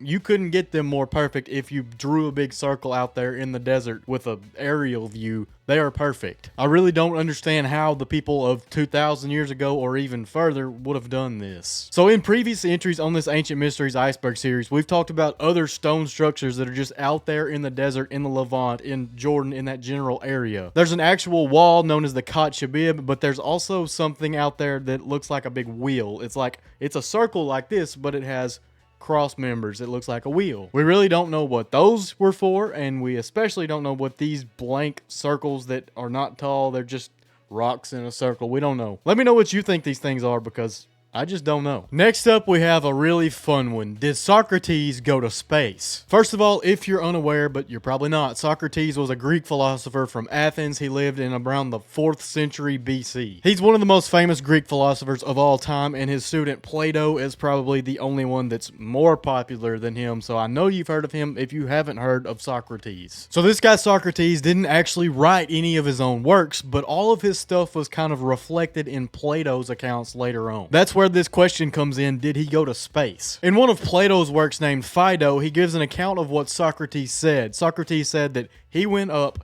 and he describes Earth as being a vivid ball of greens and blues, a vivid sphere. So I'm going to read you the full account here from this excerpt of Plato's where Socrates is talking about this. I'll put a timestamp so you can skip ahead if you don't want to hear it, but here we go. Socrates is talking to somebody else, and he says, "Well then, my friend, to begin with, the earth when seen from above is said to look like those balls that are covered with 12 pieces of leather. It is divided into patches of various colors, of which the colors which we see here may be regarded as samples such as the painters use. But there the whole earth is of such colors, and they are much brighter and purer than ours. For one part is purple of wonderful beauty, and one is gold, and one is white, whiter than chalk or snow, and the earth is made up of those other colors likewise. And they are more in number and more beautiful than those which we see here. For those very hollows of the earth which are full of water and air present an appearance of color as they glisten amid the variety of the other colors, so that the whole produces one continuous effect of variety. And in this fair earth the things that grow, the trees and flowers and fruits, are correspondingly beautiful. And so too the mountains and the stones are smoother and more transparent and more lovely in color than ours." So what do we get from all this? First of all, to me it doesn't sound like Socrates himself went to space. He says that it is said that the earth looks like a sphere with all these vibrant colors, not that he actually went there himself. Now, just because my theory here says that he didn't go up there himself, that doesn't mean that somebody didn't. In my mind, it sounds like he's heard from somebody else that went up there, maybe an alien race or a Greek god, or a Greek god that's actually an alien race that they interpreted as a god. Maybe he has some sort of account from that. That's all just my crazy conspiracy theory. I don't know if any of this is true, honestly. I just know that he has a very accurate depiction of what our astronauts say that the Earth looks like from above. And actually, we can go look at pictures online and see that that is what it looks like. So in my mind, in the ancient world, they were more connected to this kind of stuff. They were more connected to maybe ancient spirits or, God. Basically, everybody was more connected than we are today, even though we ourselves can go to space now, look at this kind of stuff, realize all these crazy things. Where are we really? We're in an era of science. The science kind of disproves a whole bunch of other stuff, but that's not to say that stuff wasn't true back then. Maybe he had an account. Maybe he had heard that from somebody that firsthand had saw the Earth from space. I don't know. What do you think? Or do you think he himself went to space? I don't think it sounds like that, but you let me know. Next up, we have the ancient yew trees. So yew trees are a type of tree, like an oak tree or an elm tree or a pine tree. It's just a type of tree that's in Britain. They're not very normal, though. They live for thousands of years. There are some ancient yew trees that are estimated to be over 5,000 years old, which is absolutely insane. So these trees are really cool, not just because they live forever, but because of where they're planted most of the time. A lot of the time, especially in the UK, they're planted in churchyards and graveyards and sort of spiritual areas. Now, most of these sites now have been taken over by the Christian church, but most of these trees predate the Christian traditions in Britain. Most of these were probably planted by Druids, which were kind of like the priests of the ancient Celtic people. That means that these things are very old. If they were planted by Celtic people before Christianity took over during like the Roman Empire days in Britain, that's crazy. So in the Celtic tradition, these things are symbolic of several different things. Most importantly, regeneration, rejuvenation, and death. And also with regeneration comes immortality, which honestly, these trees are like 5,000 years old, so they're kind of immortal. So they're associated with death because, first of all, they're planted in graveyards, but they have berries on them. These berries are very poisonous. They will kill you. I mean, they probably wouldn't kill you today because of modern medicine, but back then, whenever they were planted by the Druids, they would kill you. Now, as for rejuvenation and immortality, these things are as close to immortal as a tree can get. They're some of the most hardy trees ever. Like, disease does not affect them hardly ever. They also keep regrowing themselves. Like, whenever their trunk starts to get hollowed because it's so old, the wood's literally decaying, it will make a new trunk. It will shoot roots down another trunk and make that the trunk. These things are crazy. Obviously, I'm going to put pictures of these things on screen while I'm talking about them, but if you take a look at these things, it looks like they have about 1,000 trunks because that's just how they grow. Now, I said that some of these things are thousands of years old, and they probably are, but it's really hard to date these trees. So as I said, as they get older, their trunks will get hollow because fungi will get in there and quite literally rot their trunks out.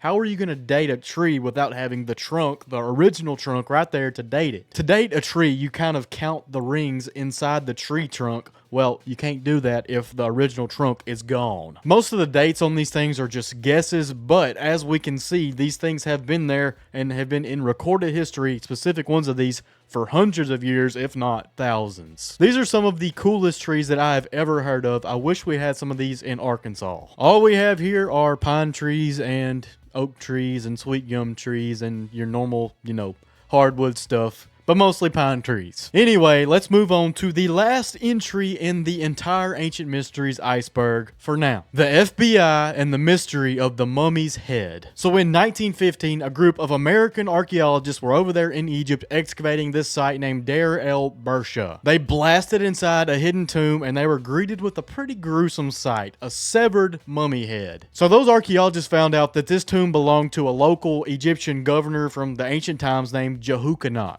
It was him and his wife. It was supposed to be their final resting place in there. In the thousands of years since this guy was buried, grave robbers got into this tomb and stole everything out of there. They also took the limbs off of the corpses and decapitated the mummy. They even tried to burn the tomb and all the evidence, but the Americans were able to rescue some of this stuff and then ship it off to the Boston Museum. All this stuff that they recovered, including the decapitated mummy's head, ended up in that museum and it sat there until 2009, so nearly 100 years. So the mummy's head became like a centerpiece. They put this thing on display and everybody wanted to know more about it because of just the way it looked. It was really mysterious, and why was there a decapitated mummy head in Boston? Who knows? Well, the researchers that worked here, they decided that they wanted to figure out if this was that Jehoiakim dude or if it was his wife. There was really no way to know if it was male or female without a DNA test, and DNA tests from 4,000 years ago didn't really work. You could not really pull DNA from a 4,000-year-old mummy head. So naturally that led them to get in contact with the FBI because the FBI is the best at DNA sampling and whatever, I guess. So first of all, they did a CT scan on the head and they realized that there were missing jaw bones. This would have been a very good indicator of male or female, so they had to dig deeper. So the FBI DNA scientists teamed up with an oral surgeon and they went into the head of the mummy. They went through a hole that was in the back of the neck and they removed a molar. One of the best ways that our DNA scientists have of pulling DNA is through teeth, so this would work. They analyzed it and they realized that this mummy head belonged to Governor Yukonacht, or however you say that, himself instead of his wife. They were also able to figure out who his wife was in the tomb. There were other mummies in there and bodies thrown about. They found her body too. It took them 7 years to figure this stuff out. Like, they pulled the tooth, I think, in 2009, and it took them 7 years. It was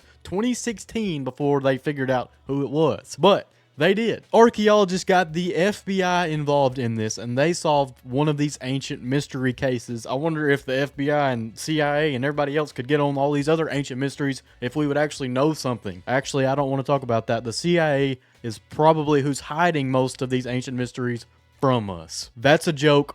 For the most part, I don't want to jump off a bridge, and in my life, I like the CIA. They're the best. They're the best. Well, that's been the entire Ancient Mysteries Iceberg V3. I've been researching Ancient Mysteries for about 2 years now. I've had some off and on periods, but we're back full-time on the grind now. This channel going forward is not just going to be Ancient Mysteries. It's going to be some lost civilizations, some ancient horrors, some just really cool stuff coming up. I absolutely love the iceberg format. It's by far the easiest way to base my research. I can just look at this list and then go research what's on the list.